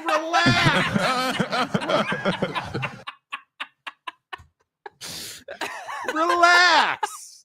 That was so well done, bro. Foghorn Leghorn voice. Now I say, dude. boy. Now that's a burrito. Exactly. Who's Foghorn Leghorn, Jake? I don't know. Exactly. It's a rooster. First of all, I want to thank my Lord and Savior, Sean Payton, for this membership. Exactly right. Exactly right. That thing is massive. You definitely get to 21 times with that. 21. Hey, boy. TJ Beck, that burrito is a hammer. Good Lord. That's what I'm saying. Dude. Mr. Preston, hello. Bull rattle later today after that burrito. Dude, I scared myself with one yesterday. I'll be honest with you. It was. Jake has led a deprived life. I'm saying. Jake is uncultured. Yes, he is. I'm just, Oh, man. That was fun. What was fun? Just those comments. That was a good run of comments. The whole thing. Yeah, that was a good run. I would agree with that. Yeah, that was a good run. How do we wrap up on Tom Brady? Well, all I would say is I just don't think that people vilifying Tom, it's just not necessary. I think what's fair is, hey, if he's going to announce games and be an owner, there are certain things that he needs to do. Like you said, I mean, I would probably be keeping him out of the team's facilities. Like I would create, a layer there for Fox to simply say, yeah, he's not in facilities. He doesn't have access to, privileged information about other teams. Like, there's a layer of protection there. That's all you got to do. That's it. Yeah, I just don't have a problem with it. I really don't have a problem with it. Boy, there are some wild takes on Gene Hackman's death on the old tweet machine right now. Man, I hope some of these rumors What are true. the takes? Like, what are people saying? Just that there are. I'm not going to even bring them up, but I hope this is not. I hope that this was not a. Reports do not suggest foul play. Yeah, and let's just hope that that's what it is, because there are some reports that are nasty in the negativo. So if you're just tuning into the show this morning. Legendary actor Gene Hackman, his wife and their dog were found at their home in New Mexico deceased. They're saying that they all died of natural causes at the exact same time, question mark. I don't think anybody is saying that it's natural causes. That's not, I don't think, what anybody is saying. Mm-hmm. I think what people are saying is that there may have been other ways that he passed away. I don't know if this was some salacious thing. It certainly smacks of carbon monoxide poisoning, because even if you're murking each other, are you killing the dog too? Yeah, it's hard to say, man. It's really hard to say. That this is going to be wild to see what happens. And the authorities are reiterating no foul play is suspected. Wouldn't the double murk be foul play? Yeah, I mean, if that's I what would happened, think. but they're saying that didn't happen. The authorities are saying, and that's who I'm going to believe. Like, people DMing me about this, stop. Like, let's just, Yeah. He's one, in my opinion, he's the greatest character actor of all time. He is the greatest character actor of all time. Wow. Sergeant Mayhew for $100. Damn.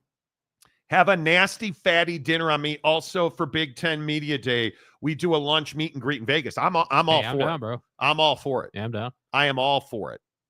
By the way, really quick to that comment. Is it not disrespectful as hell for the Big Ten to jump into Vegas for their media day? Like, what the hell is that? That's kind of crazy. Like, what the hell is that? Like, that's why are crazy. you not just doing it in Chicago, or like, what are you doing? Mike.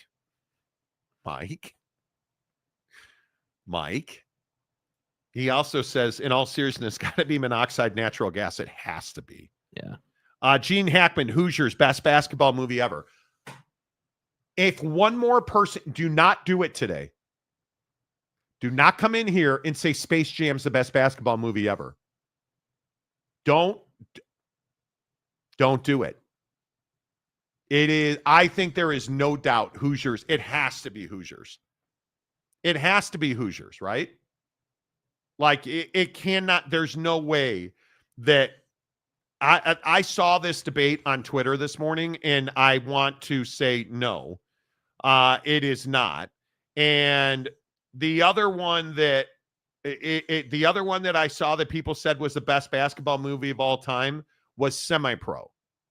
And I love Will Ferrell, and I love that movie. But come on. I'm not taking Semi-Pro or Space Jam over Hoosiers. We're not, there is no chance we're doing that. Bookies got to him. Stop. Meet and Meet could absolutely be Meet and Meet in Vegas. Big 32 brought to you by Harris and William Hill. Could be. Yeah. Right? SEC and Big 10 trying to take over every location the Big 12 can use. Vegas is a big town. Sergeant Moorhew, Space Jam 1 or is better than 2 for sure. There's no question about it. LeCap can get the hell out of Space Jam, dude. Space Jam 1 is the only Space Jam. White Men Can't Jump. Good movie. I think Hoosiers is better. Coach Carter with Samuel. Shut up. See, like, why?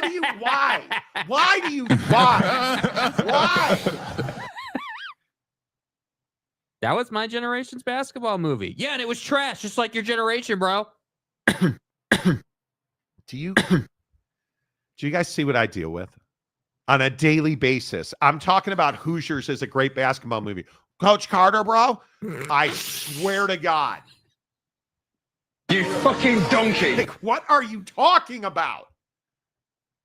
Anyway, Space Jam is the best basketball movie ever. Okay, says the non-member. Can't read your comments because you're not a member, dude. Hackman was so great. He could play the guy you loved as a good guy and be so good as a villain. Little Bill, yes. I mean, I guess you're paying for a stupid comment. Airbud 18. I love Will Ferrell, but I could not get through the Semi-Pro movie. Yeah, I'll murder your family was one of the greatest lines ever. Maybe your mom didn't go to heaven. Yeah, S my D, I'll murder your family. Maybe your mom didn't. Maybe your mom didn't go to heaven. Like, bro, come on. Oh, so good. Not better than Hoosiers. Not better than Hoosiers. Not better than Hoosiers. Like, you know. Yeah. Tyler Stout, Glory Road. You mean the movie Glory? Smiles and glory holes. Glory Road. Glory Road's a good movie, but it's still a Disney movie. Right? Glory Road is still a Disney movie. And I'm not saying it's a bad movie. You're not a Disney guy, though. At all. Deliric, Space Jam is about the 5th best basketball movie. White Men Can't Jump or Hoosiers? Just so different. Have you seen White Men Can't Jump? Yeah, I have. Hoosiers. Yeah. White Men Can't Jump or Space Jam? For me, I'm still going Space Jam. I grew up on that movie. That's my movie, dude. It's a cartoon Who movie. cares? Who cares? Blue Bloods. That test is culturally biased. There you go. There's good movies. Gene Hackman in Hoosiers was. They were abducted by aliens, transporter malfunctioned on the return, or else carbon monoxide poisoning. Infowars.com. Maybe Glory Road. I don't think so. Enemy of the State. What's the best Hackman movie? Yeah, Enemy of the State is where I got introduced to good old Gino. Space Jam 2 greater. Don't. Mayor McClung. No. What are you doing? Like, how seriously, dude? How is your take that Space Jam 2 is better? You're seriously going Team LeCap with this? Team LeCap. I mean, come on, dude. Come on. Team LeCap.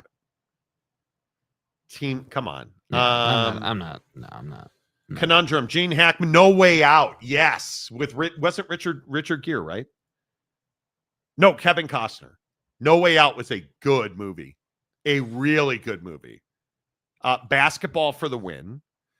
San Diego State Glen. DC Dacey is fast break, says otherwise, along with Gabe Kaplan. Just kidding. Okay. Blue Chips. I know what you meant, Blue Chips. With Crazy Guy now. Oh my God. Need to narrow that down. Gary, Crazy Guy. Oh my Bettman? God. No. Did you say Gary Bettman? Gary Busey. Oh, excuse me. Sorry, the B's got, confused there. Yeah, Gary Busey. He was good. But he's not greatest of all time material. No. Certainly not. But I forgot. Oh my God, I forgot he was in Point Break. Oh, Point Break was such a good movie. That was such a good movie. Wasn't the best, but Blue Chips was decent. It was. What was that one with Ray Allen in it? I have no idea. With the great Irish actor Shaquille O'Neal. Blue Chips. Main event. Blue Chips with Shaq and Nolte. Nick Nolte, excuse me. I said Gary Busey. Nick Nolte. Yeah, and what is wrong with my brain? What was the Nick Nolte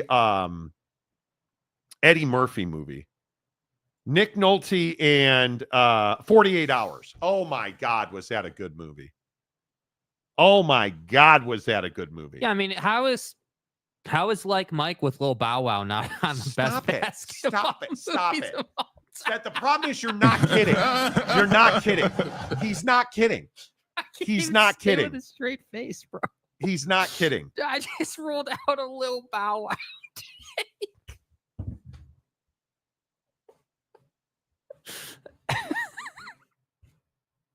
Truly, that's some of my best material right there, dude. I want everybody to thank me for my greatness and my ability to bring up Lil Bow Wow.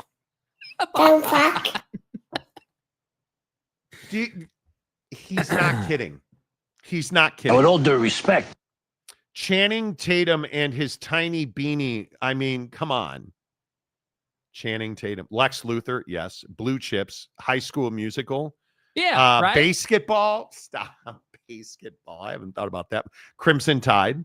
Hoosiers. White Men Can't Jump. The Air Up There. Glory Road. Coach Carter. Then Space Jam. I do think Coach Carter's in the mix, though. It's not a bad movie. Yeah, it's just not the best Hoosiers. one, but like it's in the mix. right? And the alcohol, the coach that's an alcoholic, and you know, like there's all of this stuff. Awesomeness. Yeah. You know, like it's fine.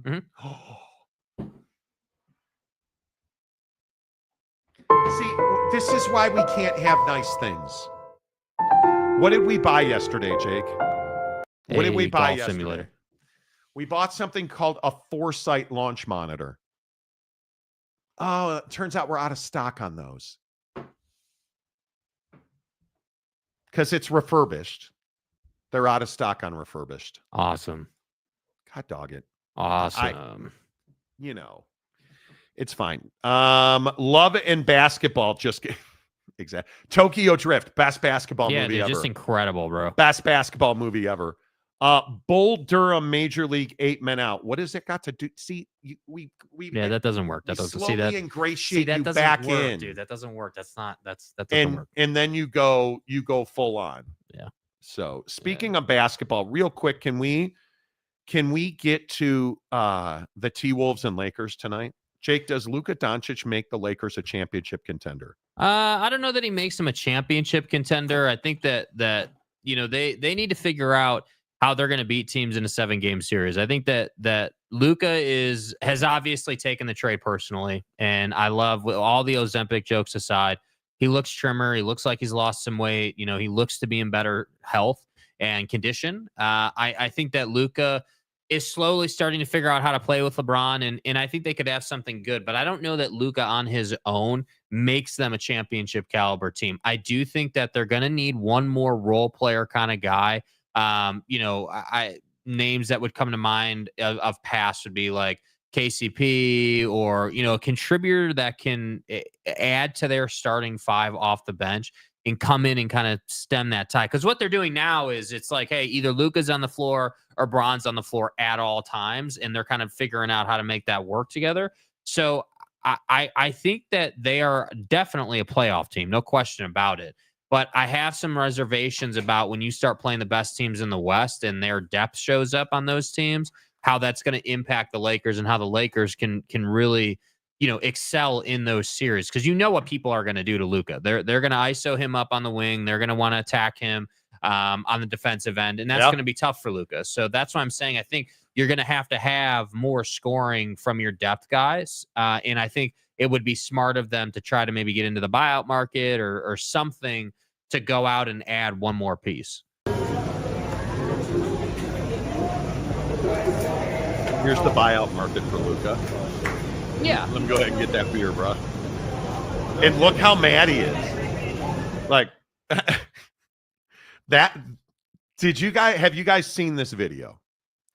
This is in Dallas. And here's Luka drinking a beer in a quarter. They've just won the conference championship.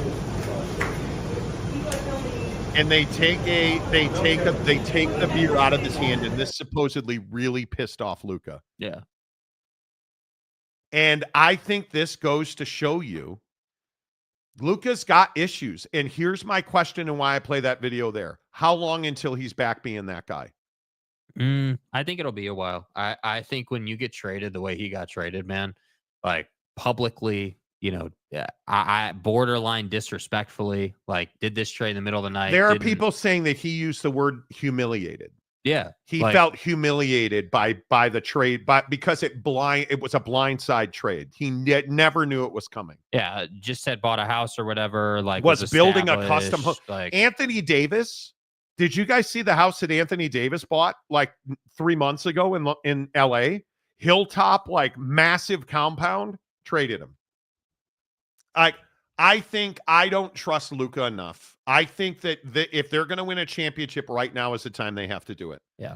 Because I don't think that, T-Rob, wake me when he's not a complete liability on defense. And how do I say this without people losing their mind? I am a casual observer of the LA Lakers. That's putting it lightly. I'm a Laker fan. So I watch a ton of their games. He is a defensive liability still. And the other night, he's standing under the basket. Trip dub, they win the game. Everybody's thrilled. Standing under the basket, not defending a layup. And so I look at that and I say, okay, well, let's say that you're playing, let's say you get Denver in a 7-game series. You're telling me that right now this Laker team is going to beat them 4 out of 7 times? Come on. I have trouble with that. Yeah. Sounds like you have a launch monitor is going to be delivered along with Jake Scotty Cameron oil can putter. Bro. Oh my God. How long of a reference is that? Yeah, dude, it's so frustrating, like this launch monitor thing. We're trying to create more content outside of the show. Like we're trying to really expand and do more things. And it's a lot of work. But one of the things that would really be helpful for us in terms of creating that content would be to have a launch monitor that we can take to the golf course with us. Yeah, that we can take out on the course and get every shot.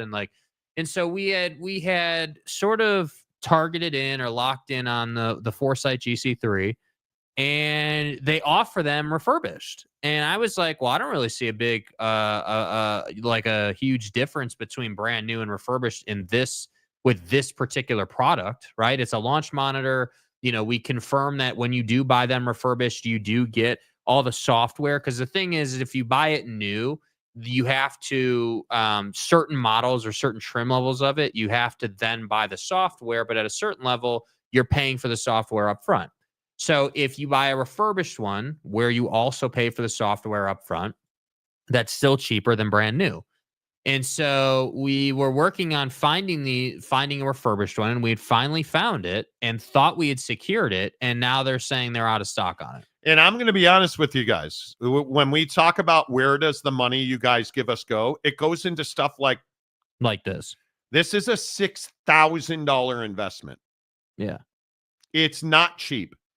It is really not cheap.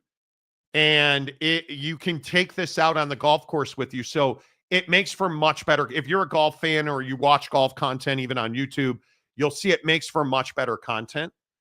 We got a great deal on it. It's refurbished. We bought it right from Foresight, and now they're saying it's not available. That's frustrating. That oil can Scotty Cameron, so more frustrating. Where does that leave us then? Foresight, you get a sales rep. They give you somebody to use it. So I need to reach out to the guy. We'll see. Jeremy Bolton, Luka. Hello. Luka is a top 5 scorer in the league, but he's not a top 20 player in the league. Boy. Yeah. And see, I think that is an excellent point. Do you want Luka on a championship team? Yes, as long as I have LeBron, or as long as I have an alpha that will say to him, that's not good enough. And I actually think JJ Redick is the exact right coach for him, because JJ doesn't care who you are. Like this, did you guys see the Kevin Durant quotes this morning? Yeah.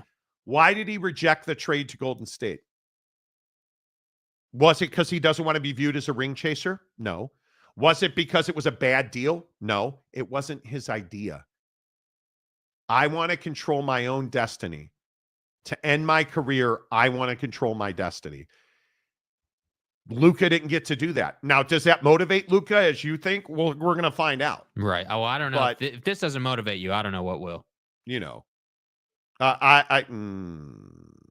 We'll see. Welcome to the nightmare. Luka plays defense like every game is the All-Star game. You're not wrong. You're not wrong. You're not wrong. Luka has to be the Scottie Pippen. Yes, he does. A great comparison. Listen every day, however, can't comment every day, at least while I'm working inside the 5-sided puzzle palace.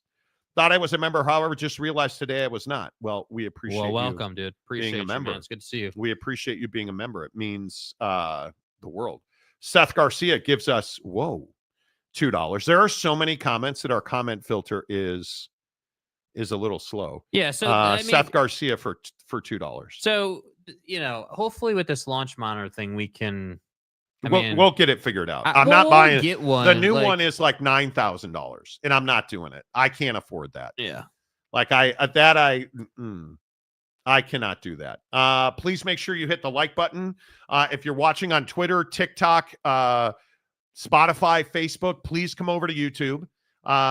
The link is in all of our bios, or you can just Google search The Monty Show. First thing that'll come up is our YouTube page. Come on over, hit subscribe. Please give us a thumbs up.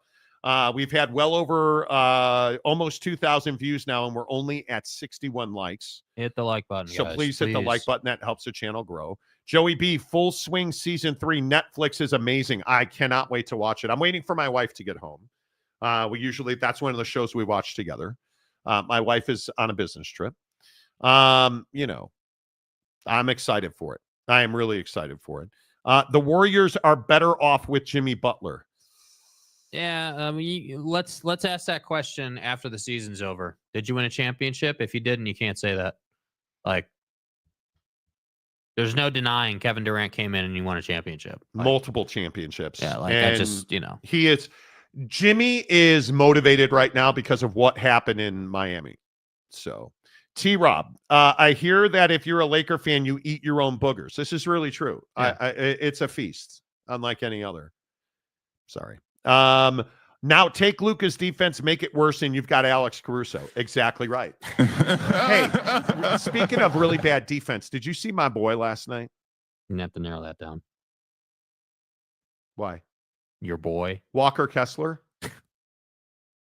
I'm telling you, Walker Kessler is a star. You don't know who he is. You probably have never heard of him. Plays for the Utah Jazz. The guy is a flipping stud. And they almost traded him. The Utah Jazz almost traded him, and I am thrilled. I am absolutely thrilled that they did not move him. Last night, Walker Kessler became only the third player in history. And I think this is significant because I think you need to understand how good Walker Kessler is. I think he is top 3 centers in the NBA right now. And I'm trying to find the historical stat because I don't want to misquote it. Walker Kessler joined Nikola Jokic, or excuse me, Nikola. It's not Nikola. It's Nikola Jokic as the only player in NBA history to record 25 points, 10 boards, 5 assists, and 0 turnovers while shooting 100% from the floor. Last night, the Kings dominated the Jazz, 118-101. Walker Kessler in 34 minutes, 10 of 10 from the floor, 5 of 7 from the stripe, 14 rebounds, 5 dimes, 2 steals, 25 points. I'm telling you, he is a young stud that's emerging. And I'm fine if you don't know the guy's name. You better know it. TJ Beck, if Calford and I buy your new backdrop, can we name it? Nope.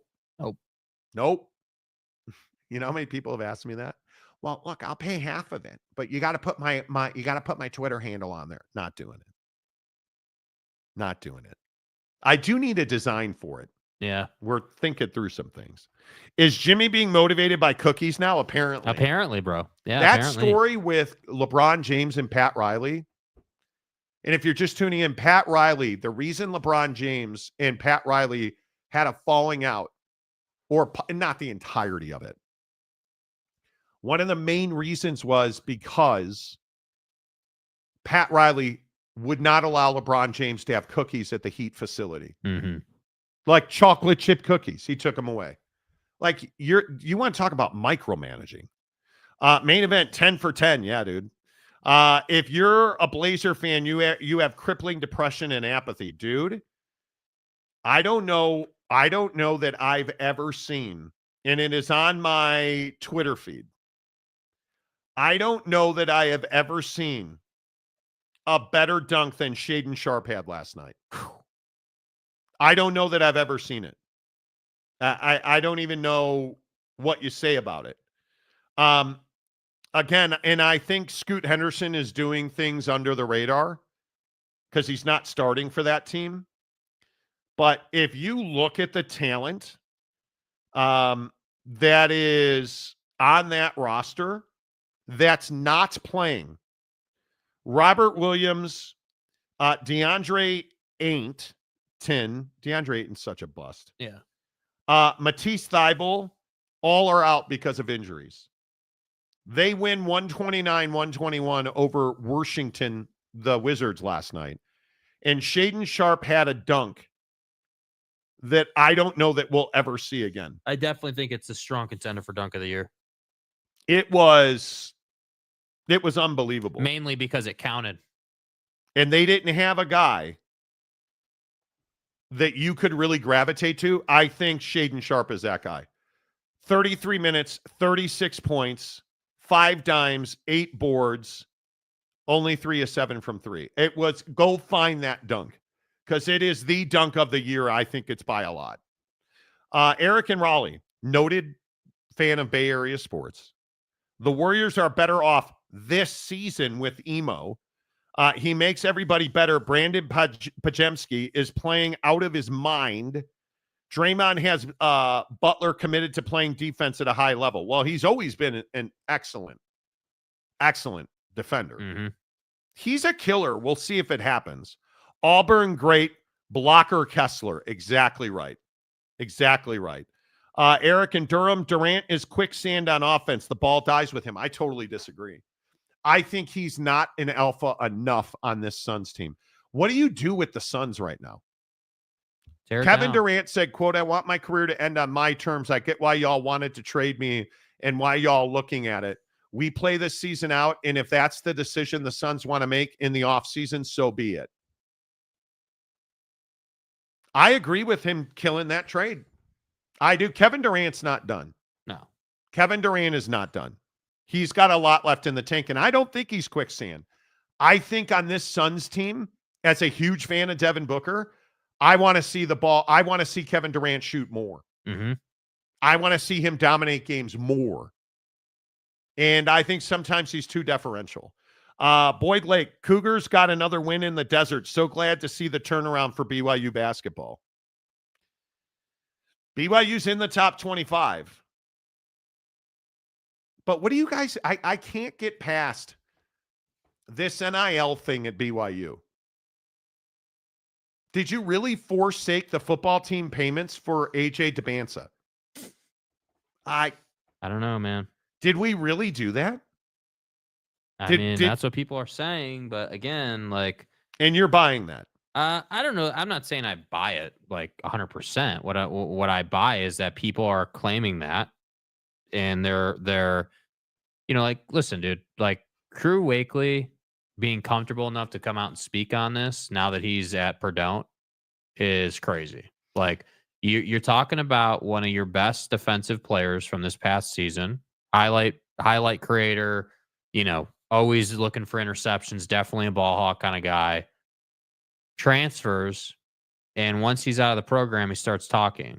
So again, I'm not saying I buy his story 100%, but what I do buy, just generally speaking, is when people are in a bad situation, or maybe that's strong, a situation that something's happening they don't like or don't appreciate. When they leave that situation and they immediately start talking and putting it out in the media, like, clearly Crew is frustrated on some level. Clearly Crew is upset on some level, right? Like, you can't just deny that, like, you didn't just wake up randomly one day and say, yeah, I'm going to start bagging on BYU. Like, that's not how that works. You know what I mean? Like, that's not, like, there's not, like, guys don't talk unless they have a reason to talk. So, I don't know. I guess I just feel like I believe that I can fly. I believe that I can fly right into the transfer portal and not get paid. That's what I believe. I think that my personal opinion, honestly, is I think that Ryan Smith and Danny Ainge have their hands all over that basketball team. I would agree. And I think what administration is, what it puts the administration at BYU in a position where you're not going to say no to alums like that. You're not saying no to Ryan Smith and Danny Ainge getting involved and allegedly pouring a ton of money into the program. And if they, you know, wanted to go out and get AJ and needed more money, and, you know, the question was, hey, where can we get more money on our side? Maybe that's what they did. But, and can I also ask, how do you have a questionable character running the Royal Blue Collective? Yeah, that one I just don't think that's just not a hot take. And people, like, we've been criticized a little bit, you know, for talking about that. Like, that's all publicly available information, man. That's not like we were told that. Like, I went and read about that. Yeah, bottom line is BYU won again last night. Did you guys see K-State's season? They just need to end the season. How is K-State that bad? Yeah.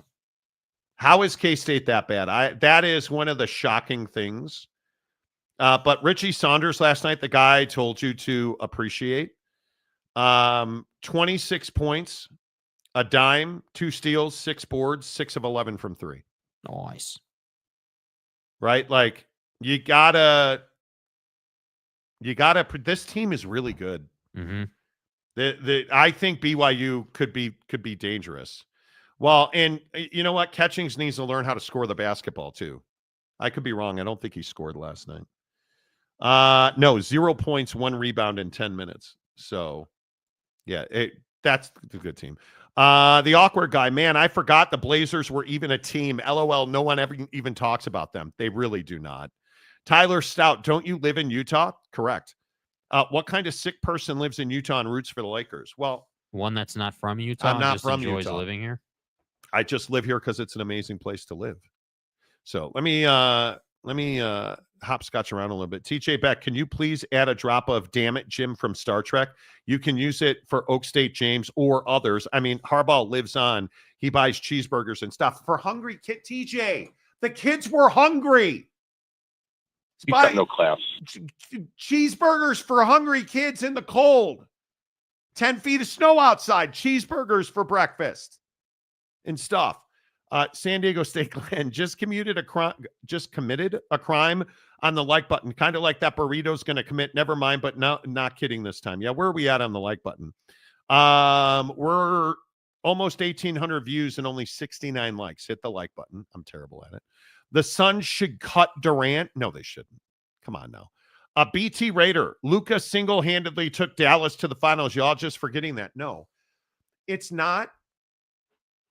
And BT, I think you might be new here, but as people who look at sports from an analytical, professional manner, I advise everybody to stop looking at what a guy has done. I don't disagree that Luka did some amazing things with the Mavericks. When you don't return phone calls from the general manager, when you will not stop smoking and drinking, and you consist. There are reports in Dallas, allegedly, he was so far overweight, he refused to get on a scale anymore. He refused to weigh in. There was apathy. He wasn't playing games. He's been consistently injured with knee, calf, and ankle injuries. Why did they lose the finals?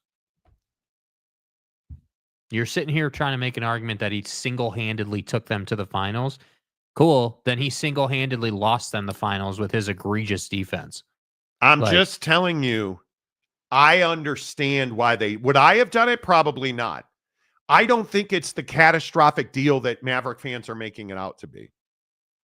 I think here's the problem. If he turns around and plays out of his mind and the Lakers win a chip, don't confuse that with he would have done that in Dallas. What a terrible trade. trade. They will say, though. He wouldn't have done that in Dallas because he wasn't motivated. Yeah. He wasn't professional. He wasn't working out. He wasn't on the Wegovy. You really think he's on 100%. You do? Yeah. Okay. I don't see. I think what the public doesn't have access to is, and these guys do, is an Ozempic-like drug that will cut weight off of you in 2 weeks. Minutes. Chop you down. If I'm the Suns, Brandon says, tear down, start over. Have to. Trade Book and KD, then Beal will want out. Man, how do you trade a talent like Devin Booker? Because, dude, the reality is he's not a one, and he hasn't. He's not a one. And I think what's hard is that you know, if you're not a one, it's not your team. Like, I understand he is the Suns right now. Devin Booker is Phoenix. Like, I respect that, but you're trying to build a championship caliber team, and you just took one of the best players in the NBA and paired him with Book, and it flamed. And I agree, he's not a one. I wholeheartedly agree. I hate having to say that, but that's what it's turned into. He's not an alpha, and Yeah. Beto Burrito making me hungry. I can't wait. Is BYU still hammering you guys? Last night we had some conversations. So, it is what it is. All right, a couple more and then we got to go. Crystal meth. I couldn't speak on that. I think if you scroll back up, I think Giggity had something. Keep going. Giggity. Highlighted right there. Right. Oh, a member for 25 months. Yeah, dude. Did I miss Prize Picks update on God Jake? damn it, Giggity. I was just about to go to that. All right, well, I'm gonna head out into the weekend and eat my burrito. Last night, and we did a nighttime show.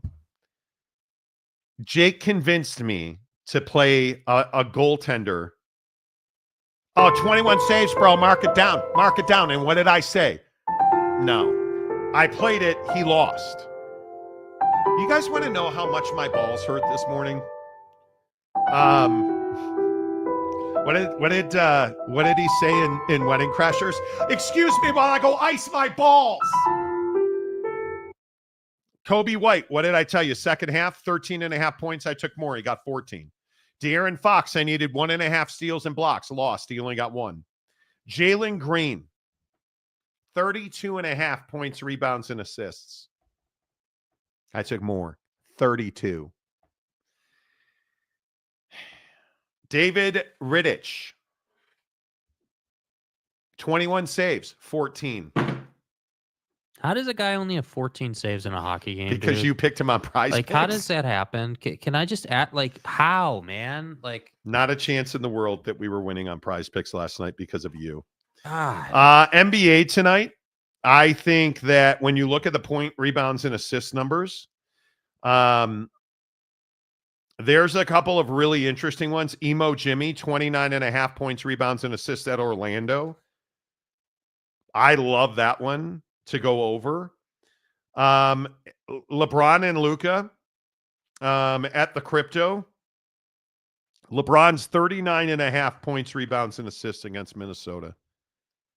That's a huge number. But Luka is 43.5. Don't you have to take less on that? Mm-hmm. I think you do. AR-15, 28.5. We're going more. We're going less on Chubbs. And then I am curious about, I need one more. I want more. And the problem is when we look at, I think there's an interesting one in Combine. I can't do 40-yard dashes at the Combine. Can I? Can I? I don't think I can. You could. I don't think I can. I feel almost, rectally speaking, I feel bad doing it. Which is why I think you got to go Minwoo Lee. Yeah, I like Birdie or better. Yeah. Or half a birdie or better versus his matchup is tough. Hoygaard's been very streaky lately. There's the Hoygaard one down there. Yeah. I think I'm going to be in on golf. And I think Sung J M for 5.5 birdies or better. That seems like such a huge. That means he's got to get 6 for you to win. And he's not done that. Yeah. I think we're going to go less. It's a lot of birdies. Austin Reeves, 28.5 points, rebounds, and assists more. Fat ass Luka, 43.5 points, rebounds, and assists less. And Sung JM less than 5.5 birdies. Yeah. Great. We're going to go flex play. We're going to go $20. We're going to win tonight. Awesome. Thank you for the reminder, Gigatti. You guys, freaking amazing show. The Monty Show is always presented by The Advocates at theadvocates.com. Until Monday, say goodbye, Jake. Goodbye, Jake.